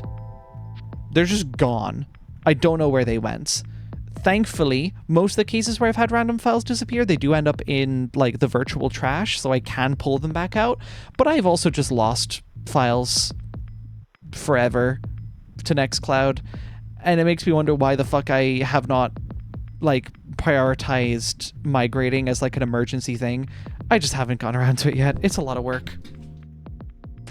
But yeah, that's my method. If you already host an S3 bucket, or if you're already renting an S3 bucket space, just sync your Obsidian notes to that. That has been extremely solid for me. I have it hooked up where it syncs on demand, 10 seconds after starting the app, and every 30 minutes following. So I now have it synced nicely between my PC and my laptop, and even my phone now. I previously could not access my Obsidian notes on my phone. I would have to take notes in the Notes app on my phone and then transfer them to Obsidian later. Now, I don't have to transfer at all because they just go straight into Obsidian. It's so good! I love it! The desktop client has eaten so many of my files. Yep, that sounds about right. I once fished out a slide set I was supposed to present in the coming hour by hex editing my disk device file. Oh my god! That's horrible! Hyper focusing on S3 over Obsidian instead of redacted Linux BS.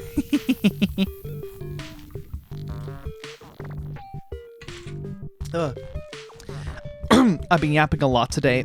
I have to drink some water.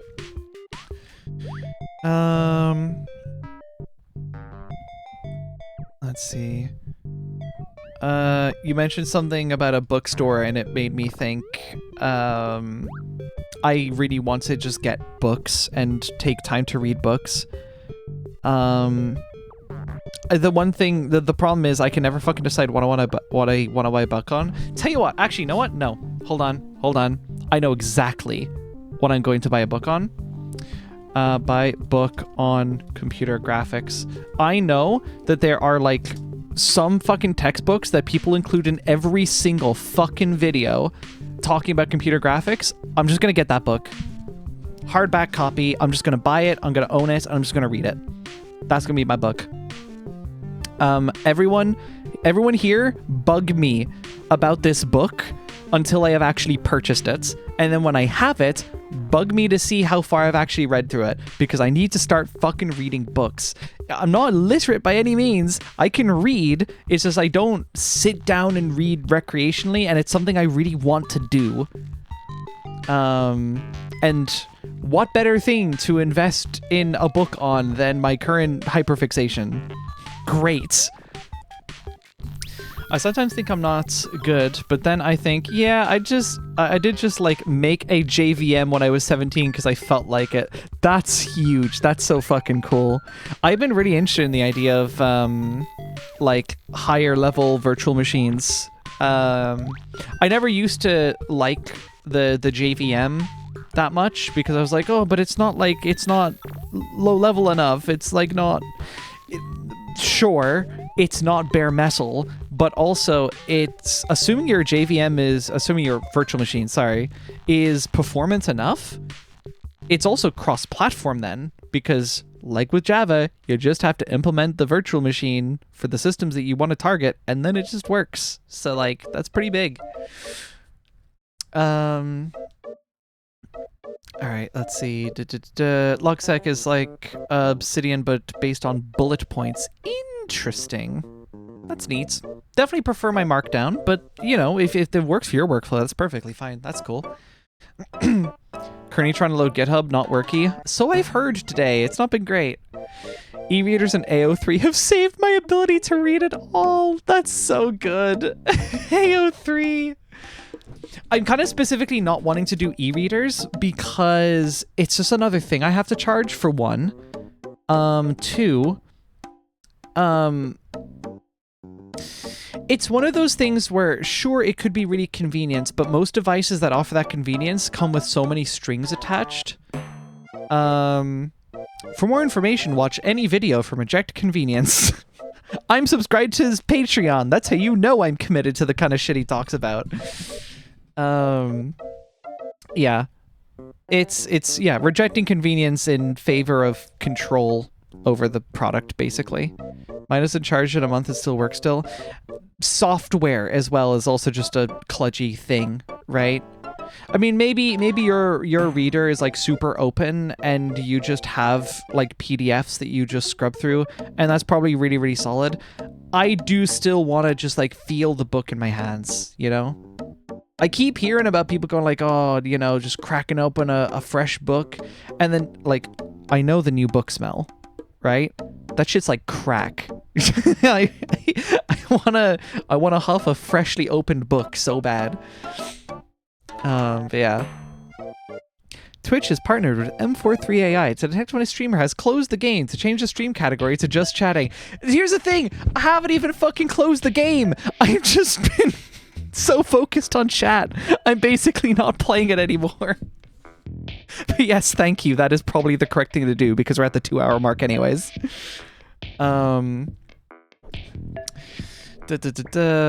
Reading is great. Jailbreak a Kindle to read EPUBs. True, I guess. Yeah.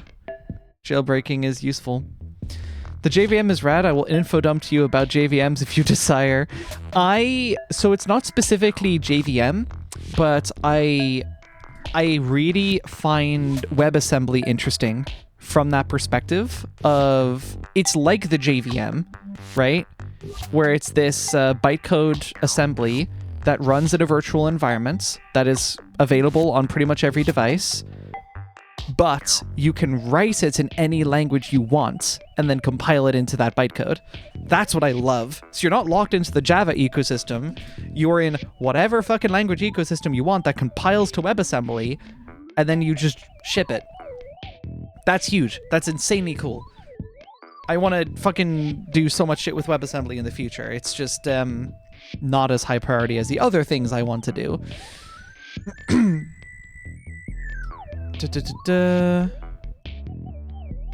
Yeah, it's fair. E-readers do last ages, and I only use it because I can jailbreak and it doesn't get updates. Yeah.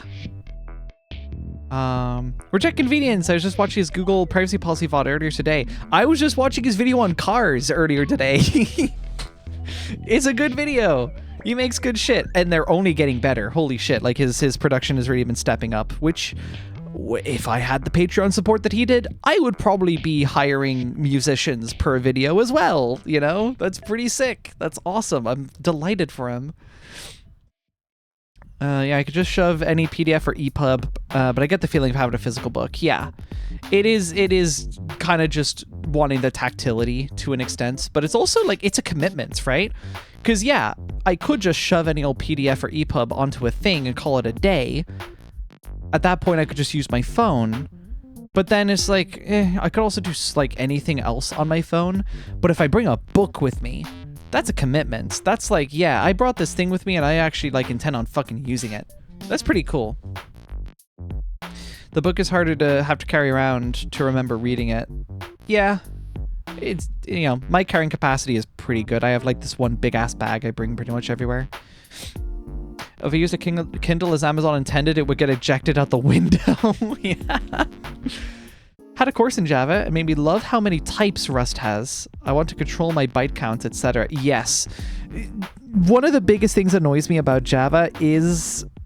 So, pointers used to be scary to me, but now that I actually understand pointers, I find myself so frustrated at every language I use that doesn't have, like, static...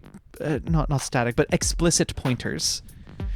Like, I don't actually know in Java, like, if I pass an object, is it always by reference? Is it sometimes cloned? How does that get determined? I don't know. And sure, someone could tell me. I don't know if I necessarily even like the answer, but, you know, it's annoying. It frustrates me. Always by ref unless it's a primitive, number, bool. Does that count for strings? Are strings passed by reference? Because that's important. I don't know. But either way, I'm going to be a Kobo shill and say Kobos are nice and you basically know jailbreaking, although now you need to log in once with an account and that sucks, but then you can put them offline forever. That's good at least. Yeah, I want to build a WASM VM at some point. That'd be cool. They're getting so much better, it's wild. E-readers or WASM VMs? Sorry, Nell, I missed the context there. Getting an army at an RE Melody stream or something. So I've heard this before, and I really want to know, who exactly do you think you are marketing to in the RE Melody Live Twitch chat with an ad for the military? Like, what? Oh, reject convenience. Yeah.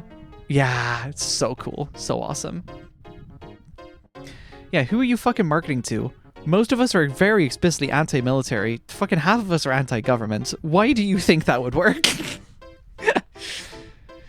The other problem is the books I like reading are like House of Leaves, big-ass bricks. Oh, you got the Bible. I understand.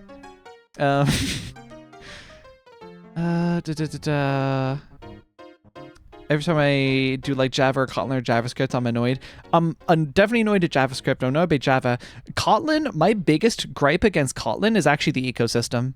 I think the ecosystem that Kotlin has is a fucking crime.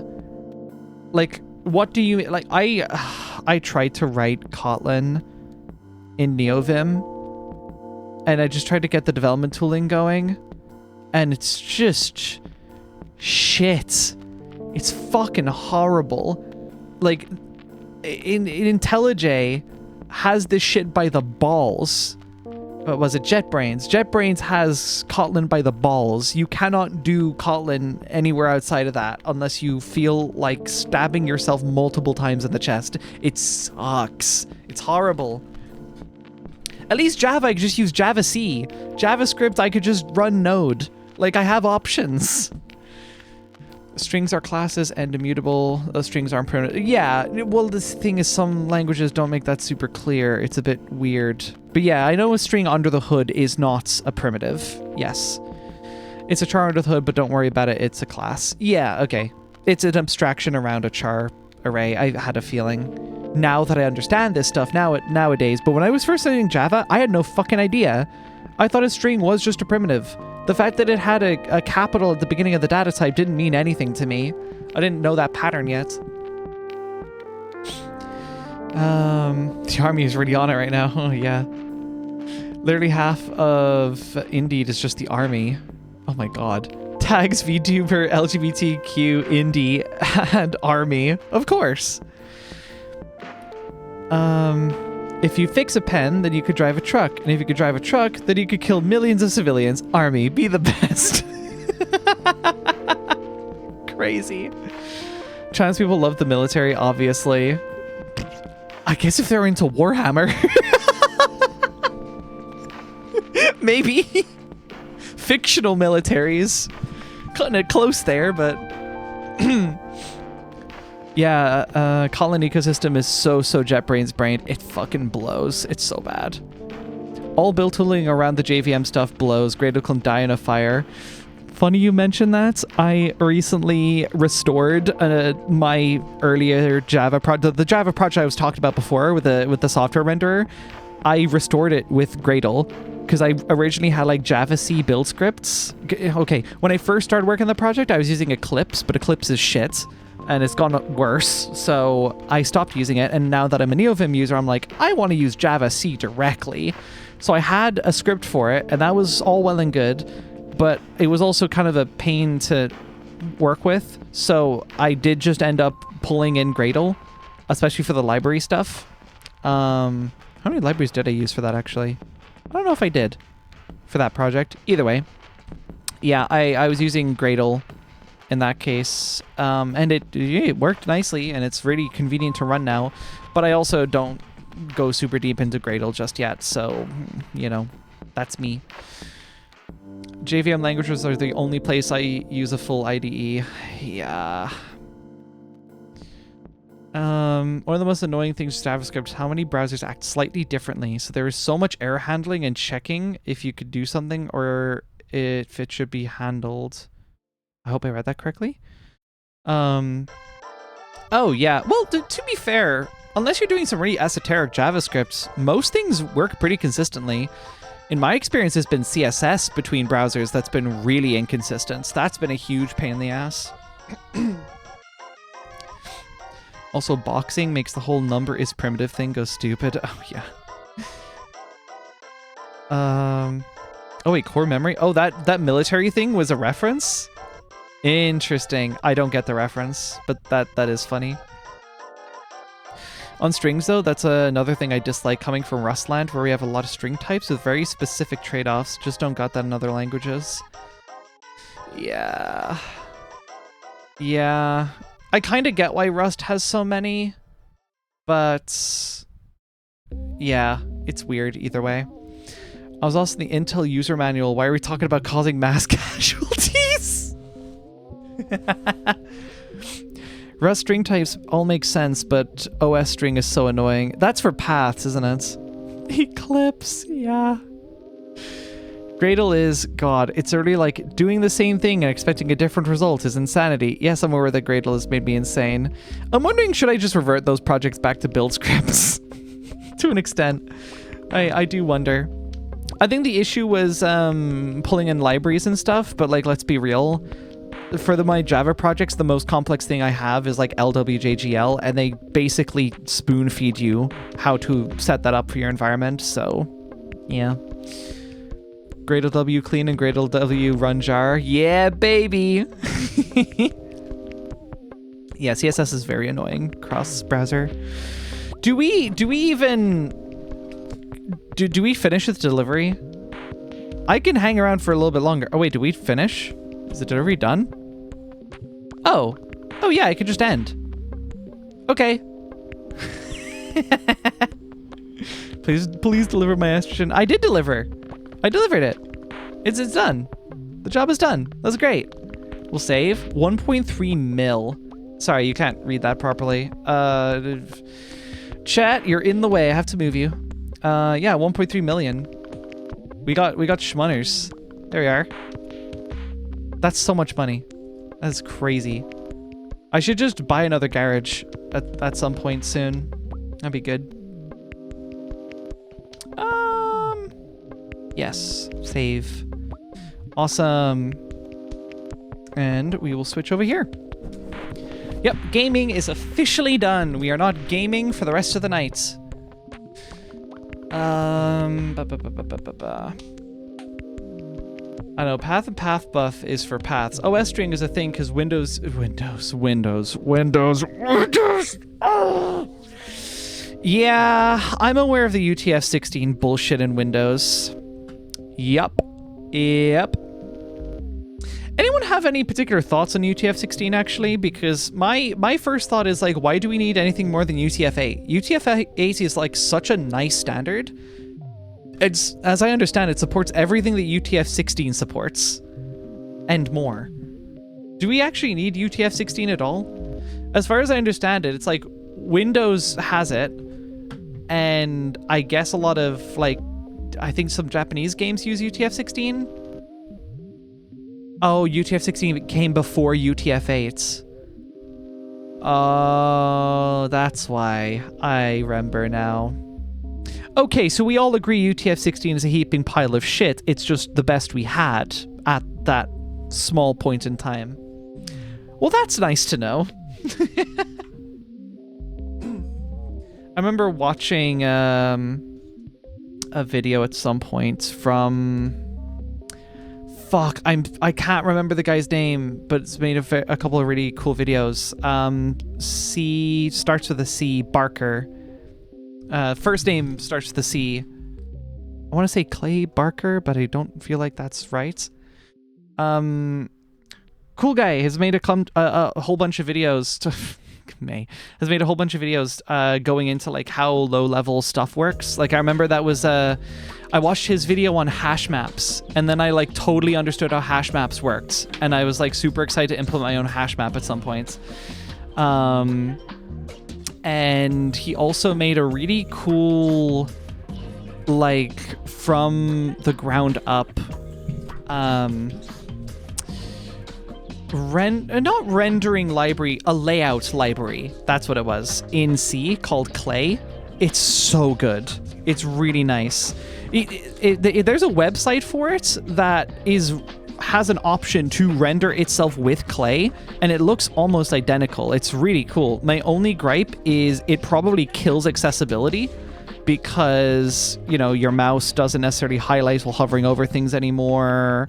There's probably not going to be like ARIA tags properly on a canvas element. So like, yeah. I don't really like C, but like, God, Clay is cool. See, I love C, so I think Clay is fucking phenomenal. And especially like the API as well, it's all just macros. It's just really fucking clever use of macros. That's genius. That's so cool. I have no fucking idea how it works under the hood, but it's so cool. I remember when doing Android developments in uni,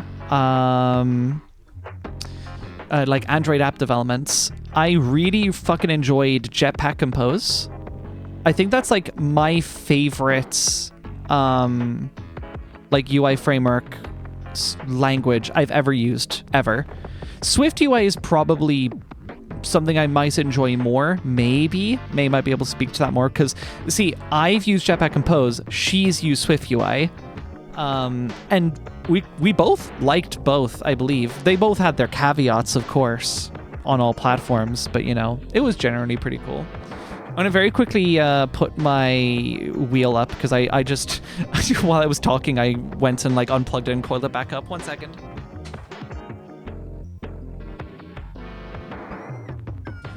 Can a Jetpack Compose and a Swift UI girl really get together?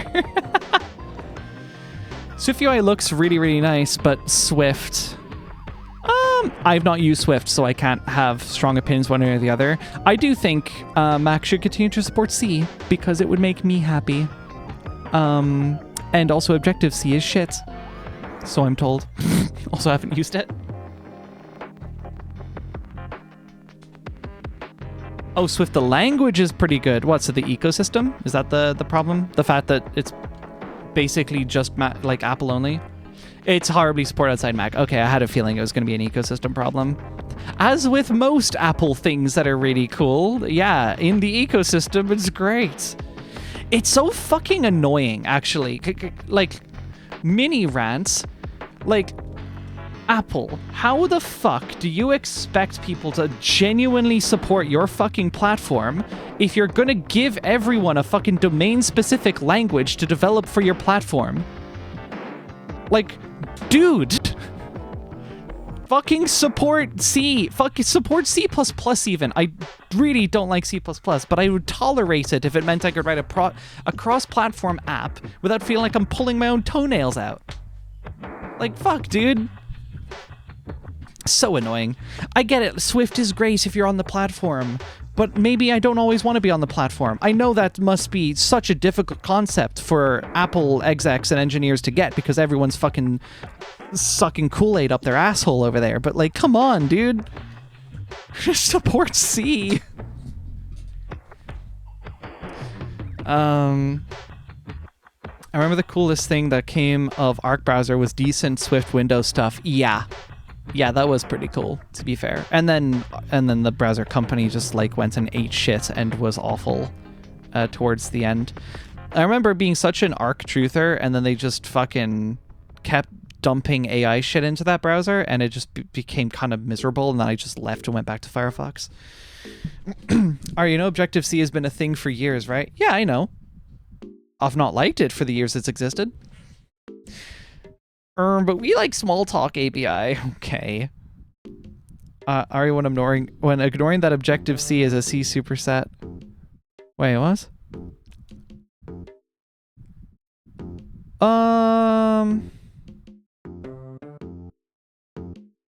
What? Is it?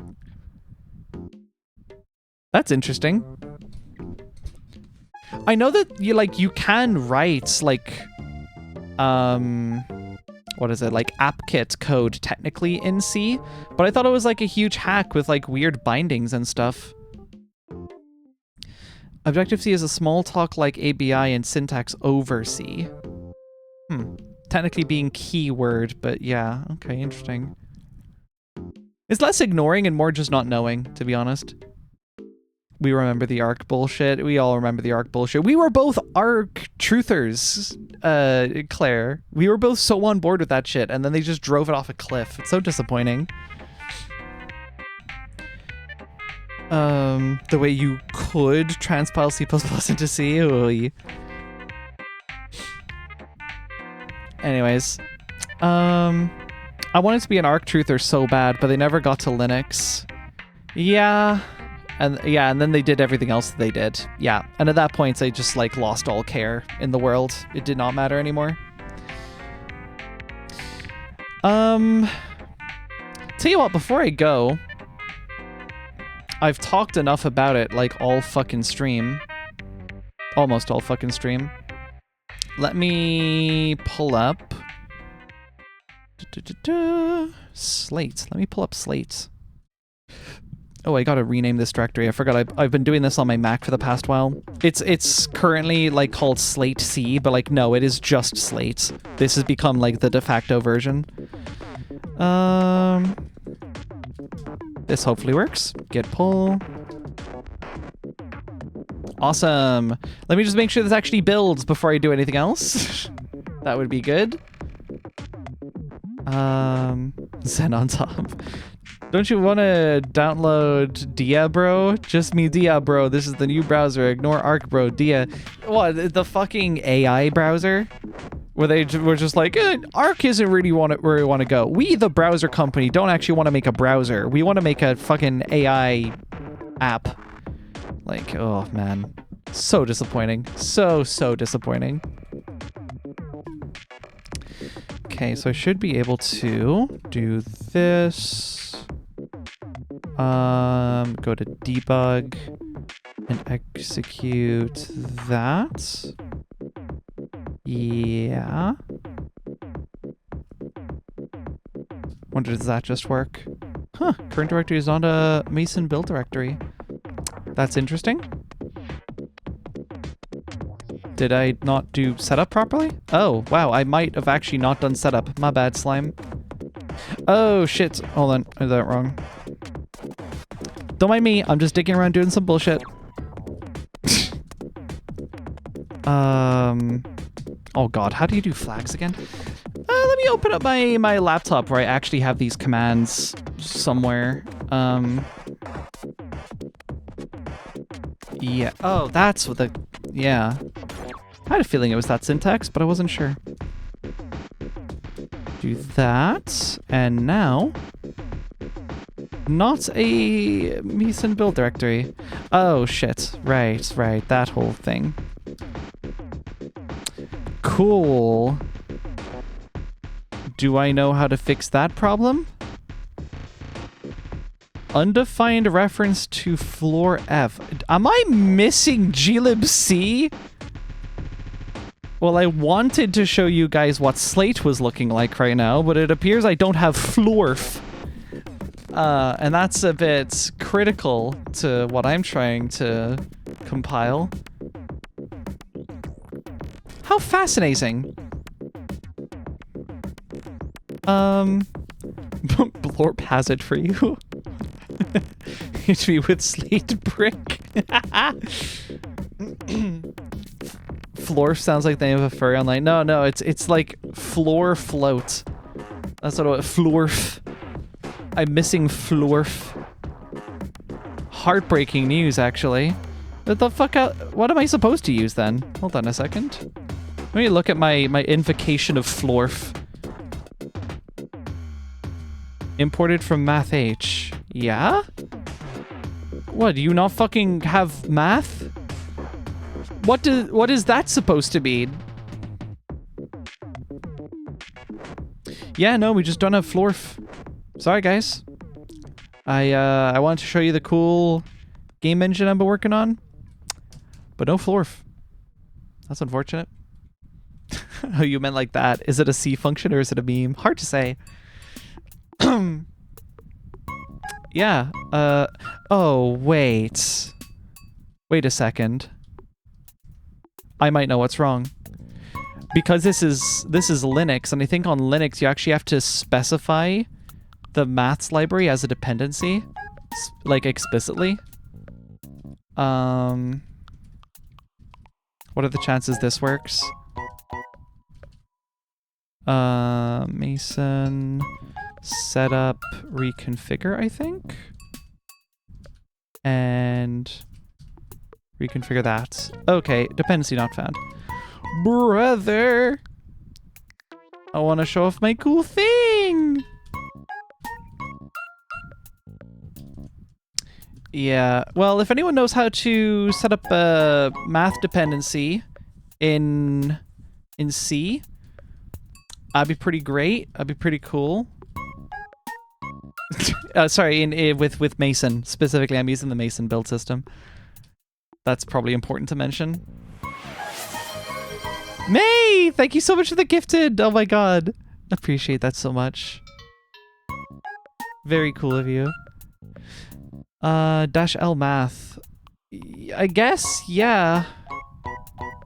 Yeah, maybe I just add it to the default options, the C options, and maybe that works. Maybe it magically works. Huh. Yeah, no, didn't like that one. Good.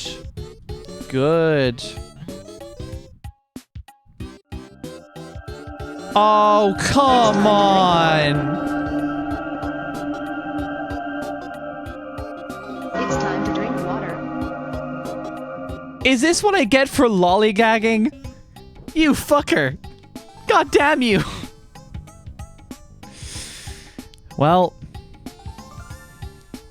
I suppose while I'm here, that's the wrong screen. It's time to drink water. There you go. It's time to drink Wait, water. wait, what do you mean? On top? Yeah, I suppose I haven't drunk water for a lot of this stream, and I have been talking a lot. So, hey, if anyone wants to read through this Mason build file and see what I can maybe do to get the math library to, like, actually link properly, that'd be great. While you do that, I'm gonna drink a shitload of fucking water. This thing is nearly full. I freshly filled it before this stream. God damn it. Here we go.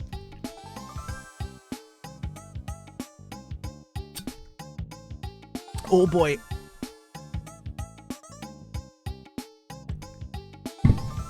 Oh, wait, hold on. Can I do this? Just do this. Maybe that works? Maybe? How do I... Wait a second. Okay, yeah, I didn't even have another tab. That's great. Mason setup reconfigure. Oh, wait, for real?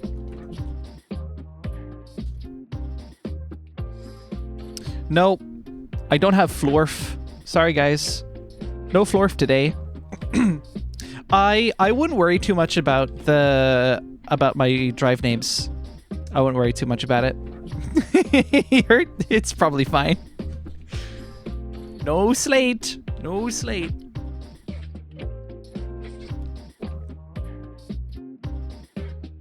Literally unflorfed. Okay, tell you what. Since people are making the joke, hey Julia, is Julia here? Is she still hanging around in chat?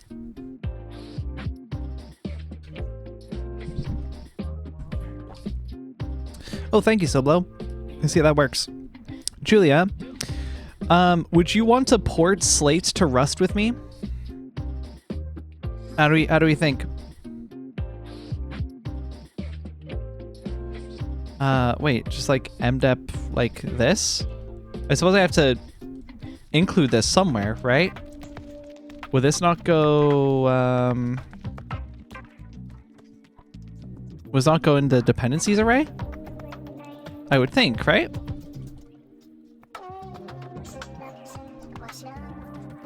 Yeah, I was thinking.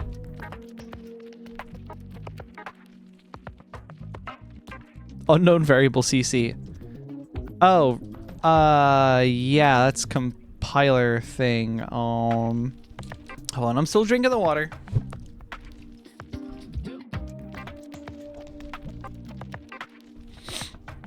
Oh my goodness. CC is a Mesa get compiler. Sure thing, boss. This is a dev stream now for the latter while. This is going to be a very confusing VOD to upload.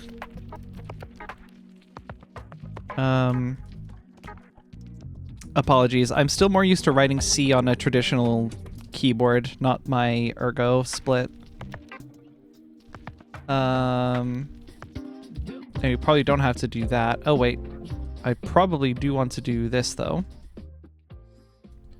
Reconfigure, compile. Oh shit! Thank you guys. Here it is. Oh god, it doesn't refresh. Why doesn't it refresh? Oh good god, it's supposed to clear the screen. 1 second. I know why that's... I don't know why that's not happening. Nope, that is very much the function that should be making that happen. I don't know why it's not doing the thing I told it to do. Huh? Hold on. Yeah, you guys are just getting a little insider look real quick while I'm fucking around with this. Set all pixels to that. Yeah. Okay.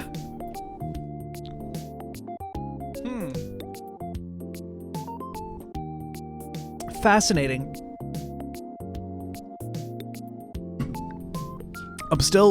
I'm drinking, but I'm pacing myself a little bit. I don't want to die tonight. I haven't had dinner yet. I know that effect. You could set this on older Windows versions where you could let the mouse pointer linger for seconds on screen. Don't remember when they removed it. Oh yeah, no, I'm aware of that. No, yeah, so the thing is that's not actually supposed to happen. Very much not the intended case for this.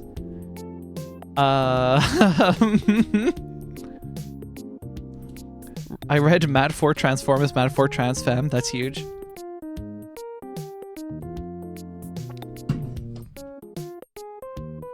Oh my god. Okay, hold on. Theory. Let me, oh my god. Oh my god, this keyboard. I'm so not used to writing code on this at all.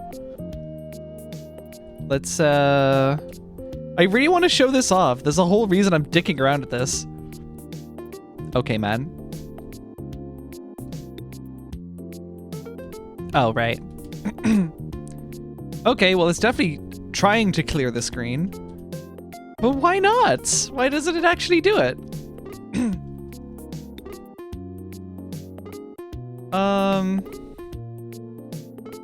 Oh, wait, hold on a second. Maybe it's something wrong with the loops for some reason?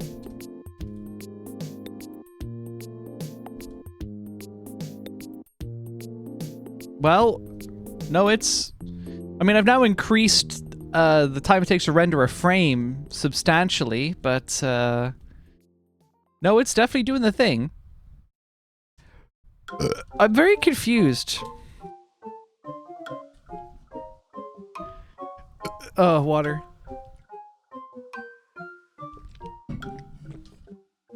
I'm still drinking it, don't you worry. What are we, halfway? Bit past? Oh, man. Those are certainly some array indexing crimes. What have I done? What have I done wrong? What's the problem here? Is this bad? I'm baffled. No in the other bits?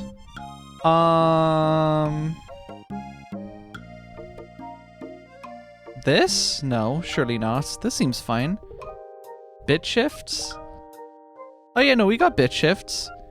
Oh, it was like VAO, VBO, some shit. Oh, yeah, yeah. Yeah, hold on. Where was it? Oh, I mean, we have this. Transformed verts and indices. Yeah. Oh, in main? Oh. So the idea is that we are taking... Okay, let me look at this actually. Okay. So for each triangle, when it says arrays or VAO, think about like a grouping of vertices that make a triangle. So for each triangle, we draw all 3 lines, and in this case, we have to draw from the X and Y of point A, which is like this number of array index to use as an index to find this vertex. Yes, it kind of sucks, but it does work. This is the part that actually does work perfectly fine. Vertex array versus vertex buffer. So I may have the naming wrong. I'm not 1,000,000% sure. But as I understand it, vertex buffer is what actually stores the vertices, and then vertex array object is what stores the indices. I could be wrong. Please tell me if I am wrong. Also, why does my wallpaper keeps flashing on screen? That's so weird. Hold on, let me just maximize this instead, maybe. That's not what I meant to do. That's my settings. What the fuck am I doing? I'm trying to be fancy and use binds, and it's just not working. All right, water. Oh, bunny, you guys want the bunny? There's the bunny. Look, it's the bunny. It's my wallpaper, the bunny. I love this bunny so much. They're so nice.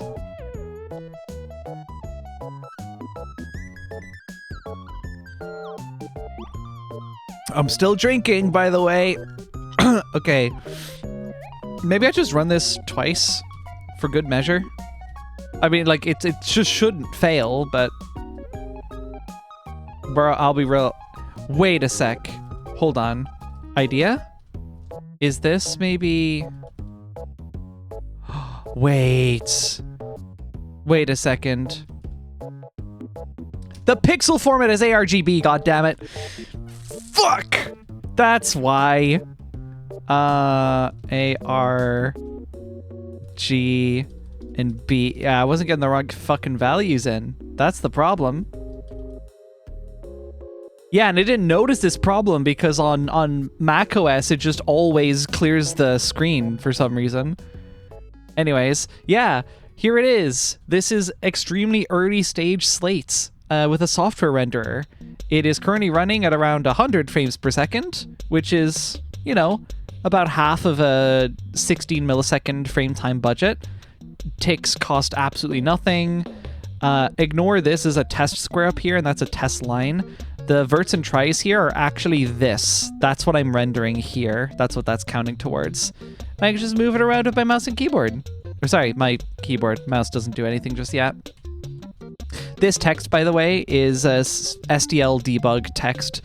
It's got some limitations. Namely, if I go down to main, where I actually do this.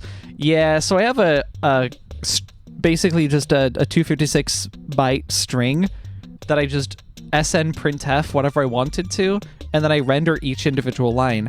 Now you're probably wondering, Ari, why do you render each individual line? Why don't you just have one string with a bunch of new lines?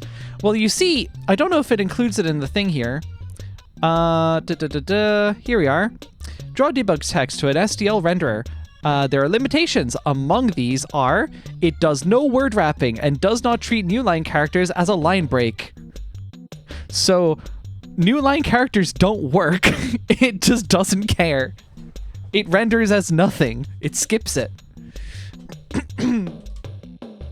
You don't have double or triple buffering? Screen flickers? Oh, was that referring to the weird thing where it was like showing bunny on screen? Or are you referring to the slate renderer? Because yes, we do not have double buffering at the moment. We don't really have any other buffering, actually. Eventually, but not right now. Not at present. For what it's worth, I kind of do, in a sense, have this. Because the way that it works is I do all of my rendering in the software renderer's, like, internal buffer. Hold on, where the hell is it? Slate software renderer. Here we are. Yeah, I do all the rendering into this pixel buffer, and then I dump the image data into an STL texture, or an STL surface, make it a texture, and then actually draw it to the screen. Right. Where is it? Render texture. There it is. Yeah. So it's kind of buffered. STL is holding the buffer, and then we only serve it to STL when it's ready. But yes, yeah, it's a little awkward.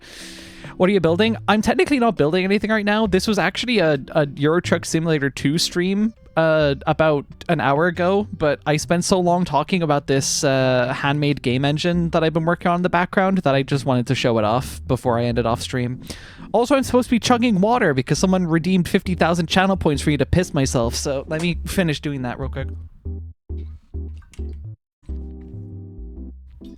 Oh, it is a moment true.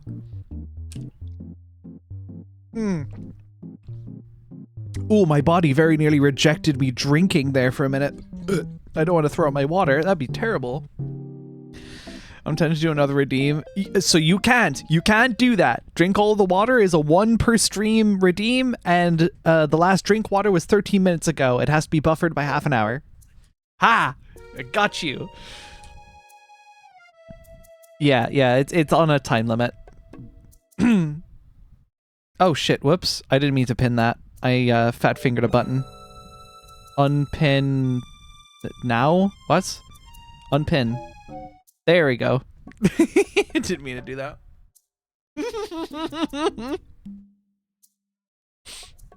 Shame pinned. Screenshot taken. I'm famous and Ari Space Girl. Poor shaming on stream. That's fucked. I thought this was something that could be relatively easy to enable in STL, but my experience dates back to STL 1.2. I didn't know how to, like, compile a single, like, C file yet when STL 1.2 was the hotness. STL 2 is the shit that I've been on. Anyways. Alright, hold on.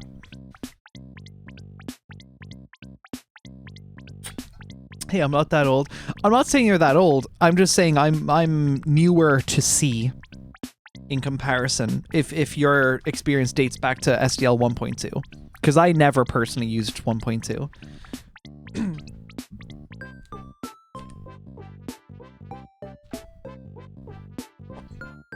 Oh my god. I'm not shaming anyone. I'm just trying to drink water and not throw it up. Give me a break. For what it's worth, if you guys want to see this particular view more often, I am going to be doing dev streams. It's on the schedule for this week. I'm going to be doing dev streams on Thursday and Saturday this week. I aim to work on building my own Twitch chat from scratch. This current setup that I've got here is not my own, and I would like to make something custom. But if there's enough demand, I will say fuck it and just work on Slate instead, because that's also fun. Maybe I'll put a poll in the Discord, so if you want to have a say on that, be sure to join the Discord, and I'll put a poll in the livestream channel or something. I'm sorry, Super Sex Drive? That's hilarious. It's my SSD! What else could it stand for? You haven't even seen my other drive names. My other drive names are something else.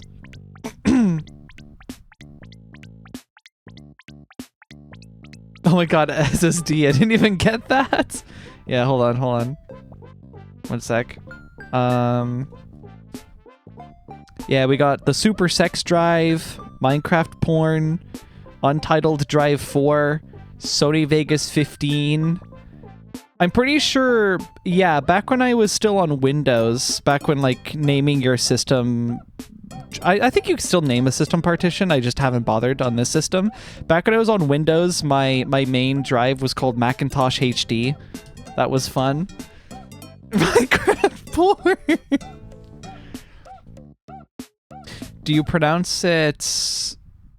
I pronounce it slash... I think in my head I pronounce it slash MNT, but I might say like slash mount, because that's easier on the mouth. Yeah, Minecraft Porn, currently using 313 gigs on this drive. I got a lot of it. I feel like your disk naming right should be revoked. Hey, with the way that the economy is with drives right now, I won't be naming a new drive for a long time.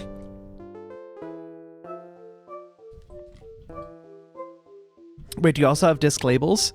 Well, I mean, like, hold on. Can I show this? I'll take a screenshot. That's probably the best way for me to do this.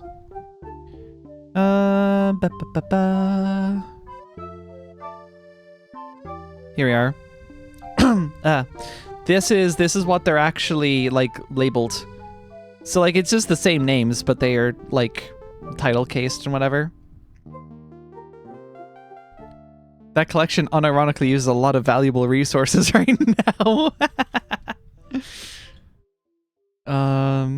This almost feels like home. We're just missing the M, G, and 1984. Yeah. I feel like you should name all my discs. Tell you what, Nell, if you give me a list of drives with their capacities and whether or not they're hard drive or solid state, I will name them. It would be funny. All right. I'm happy to announce the water is empty. Hold on. Let me, I'll unscrew the whole cap off of this thing. That's an empty fucking bottle of water. Oh. 500 bits redeemed for asking Ari to name your drive. It would be more expensive than that, mostly because that would be more intrusive than a drink water redeem, I feel. But yeah. I'm surprised there's no acronym joke for HDD. That's because they have other jokes. Hold on. If I recall correctly, Minecraft Porn, Untitled Drive 4, and Sony Vegas 15 are all hard drives. Super Sex Drive was my first SSD before I moved over to an M.2. That's the story. That's the lore. We talking actual drives or partitions? You could give me partitions too. And actually, if you gave me like a quick rundown on like what you actually intend to use those partitions for, that would help with naming as well. Thank you for the follow. I'm glad the discussion of my silly drive names was enough to rope you in. Oh my god. 5,000 bits to name Ari's water bottle. I like to imagine that people just keep capitalizing on that. They just slap like new redeems on top of each other to rename the bottle. Chat, we have the power to get Ari more drives to give crap names to. That's true, actually. Yeah. If you drop enough bits and subscribe enough times or buy my music, you can pay for me to buy more drives for some fucking reason, which I could actually do with actually. But let me go over to my storage, my NAS that I have here. I can show all of this probably. Here we are. Yeah, my NAS at the moment is starting to run a little bit low. Half a terabyte seems fine, but this was like at the pace that I was going at, that was very quickly starting to run out with the kind of shit that I was streaming. My Nier Automata streams were like devastating. I was just chomping away at data. I think I lost like 300 gigs of capacity over that. What's your NAS's disk called? So I've only named the drives in my PC. I have named my servers, for what it's worth. That runs on a local box that I've named Luna. It's actually a reasonable name. I feel like the last D is wasted. Oh my god. All right. Anyways, we should probably wrap it up around here. As much as I would love to do more stuff with this, I do actually have like work tomorrow and I need to have food. But it's been real, everyone. I will be back on Wednesday with Easy Delivery Company. On Thursday and Saturday, if you want to see dev streams, I will be doing dev streams on Thursday and Saturday. I intend to work on building a custom chat, but if there is enough demand, again, join the Discord. I will put up a poll. I will work on Slate instead, and you guys can watch me work on my handwritten game engine. That could be fun too. Whatever you feel. I am open to doing both. All right, let me find y'all somewhere to go. We're gonna raid someone. Thank you for changing the stream category, by the way. We went to a programming one. This has been such a scattered stream, my god. If I ever end up actually like doing creative stuff full time, I would probably just end up doing, at least on occasion, depending on how I feel, like a many hour long, earlier in the day kind of deal. But it's just like an almost 8-hour stream where I will just do whatever is interesting. Like I might truck, I might write code, I might do whatever. Maybot work hard to make stream work. Maybot does a fantastic job. Maybot is great. Thank you for using the right category. Found you through the category list thingy. My goodness! Twitch discoverability? I'm shocked. I'm genuinely, yeah. And I wouldn't mind. I'm looking at the list here. It's recommending me other software and game dev streamers to raid right now. And like we've got actual like full modeled VTubers here. I'm a little PNG tuber. That's crazy. I appreciate the fuck out of that though. That you considered me for your viewing pleasure. That is wonderful. Right. Let's see. Perhaps someone I'm following already is live right now. Ooh, did someone literally just start streaming? If you say so, artist too. Wait, I was first entry? I am not top of the programming category. There's no way. Hold on a second. That's fucking crazy if true.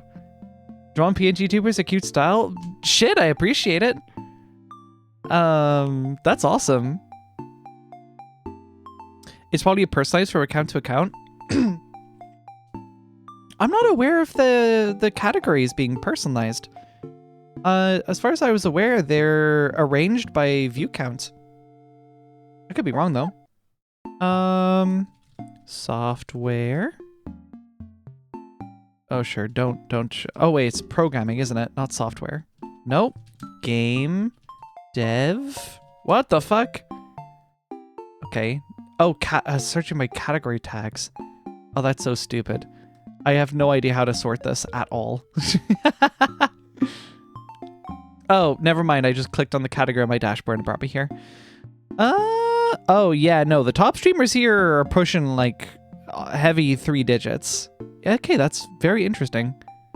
Oh, they do have a recommended for you now, though. That must be new. Yeah, that never used to exist when I started streaming. I don't recall that being a thing. That's cool. Yeah, the category is software and game development. The search wasn't working because it was searching by category tags, which is like wildly unhelpful because I have no idea what the tags are. That's cool though. That's very, very neat. Appreciate that. Let's see. Yeah, we do have newcomers to Discord. Hello everyone. Hi.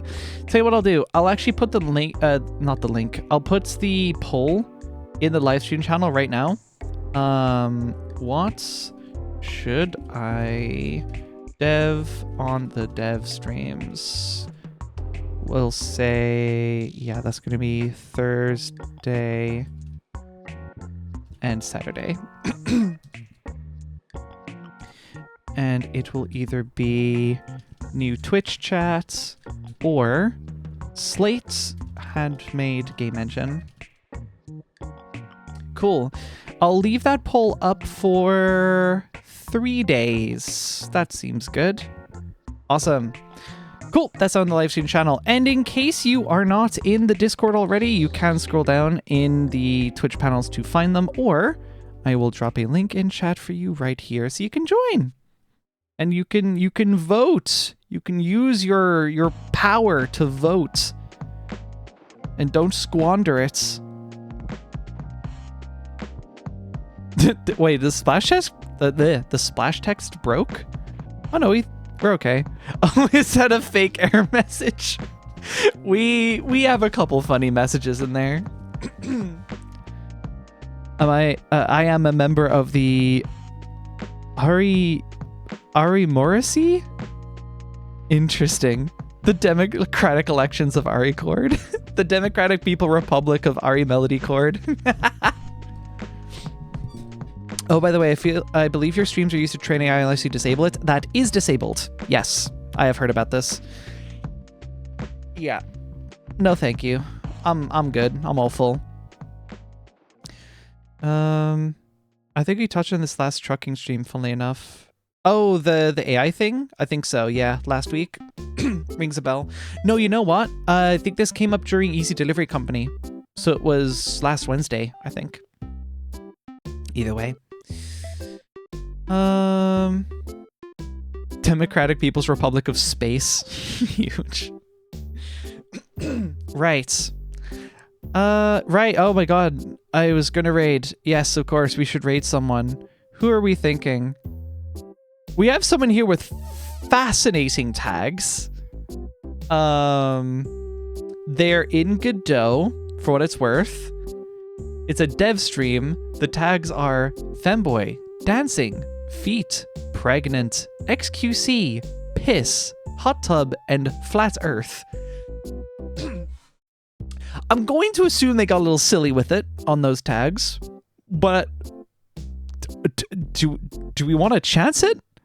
Here's the thing. It's a coin toss. This could either be a really fucking funny stream or like the most dog shit thing we've ever dropped in on. Like, you don't know until you go, right? 12 viewers, so we'll double their view count. That would be funny at least. The vibe check is going to be amazing. Abso-fucking-lutely. They got a cool looking avatar, which is worth something.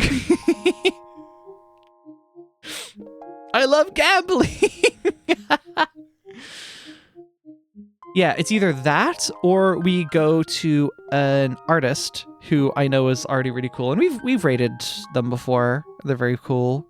What do you think? Artist or dubious game dev streamer? Let's go gambling. Are we thinking gambling? Do y'all want to gamble on this? Dubious game dev. Let's go gambling. Well, I'm hearing some approval for gambling, so I guess we're going gambling. We're going to head over to... The handle is Manuka B, and I hope I don't regret this. Again, they might be perfectly fine, but you never know. You never know. Yeah, we're going to head over. Sweet. Everyone, thank you so much for stopping by tonight. It's been a pleasure as always. Hope you have a lovely rest of your morning, afternoon, evening, wherever it is you hail from. I just saw that a Twitch poll. Thank you, mods. We have that in the Discord as well. But yes, unanimous are saying game dev, so that's crazy. Yeah, okay. What was I saying? Yes, I hope you have a lovely rest of your morning, afternoon, evening, wherever it is you hail from. That is all for tonight, everyone. Have a good one. Bye-bye!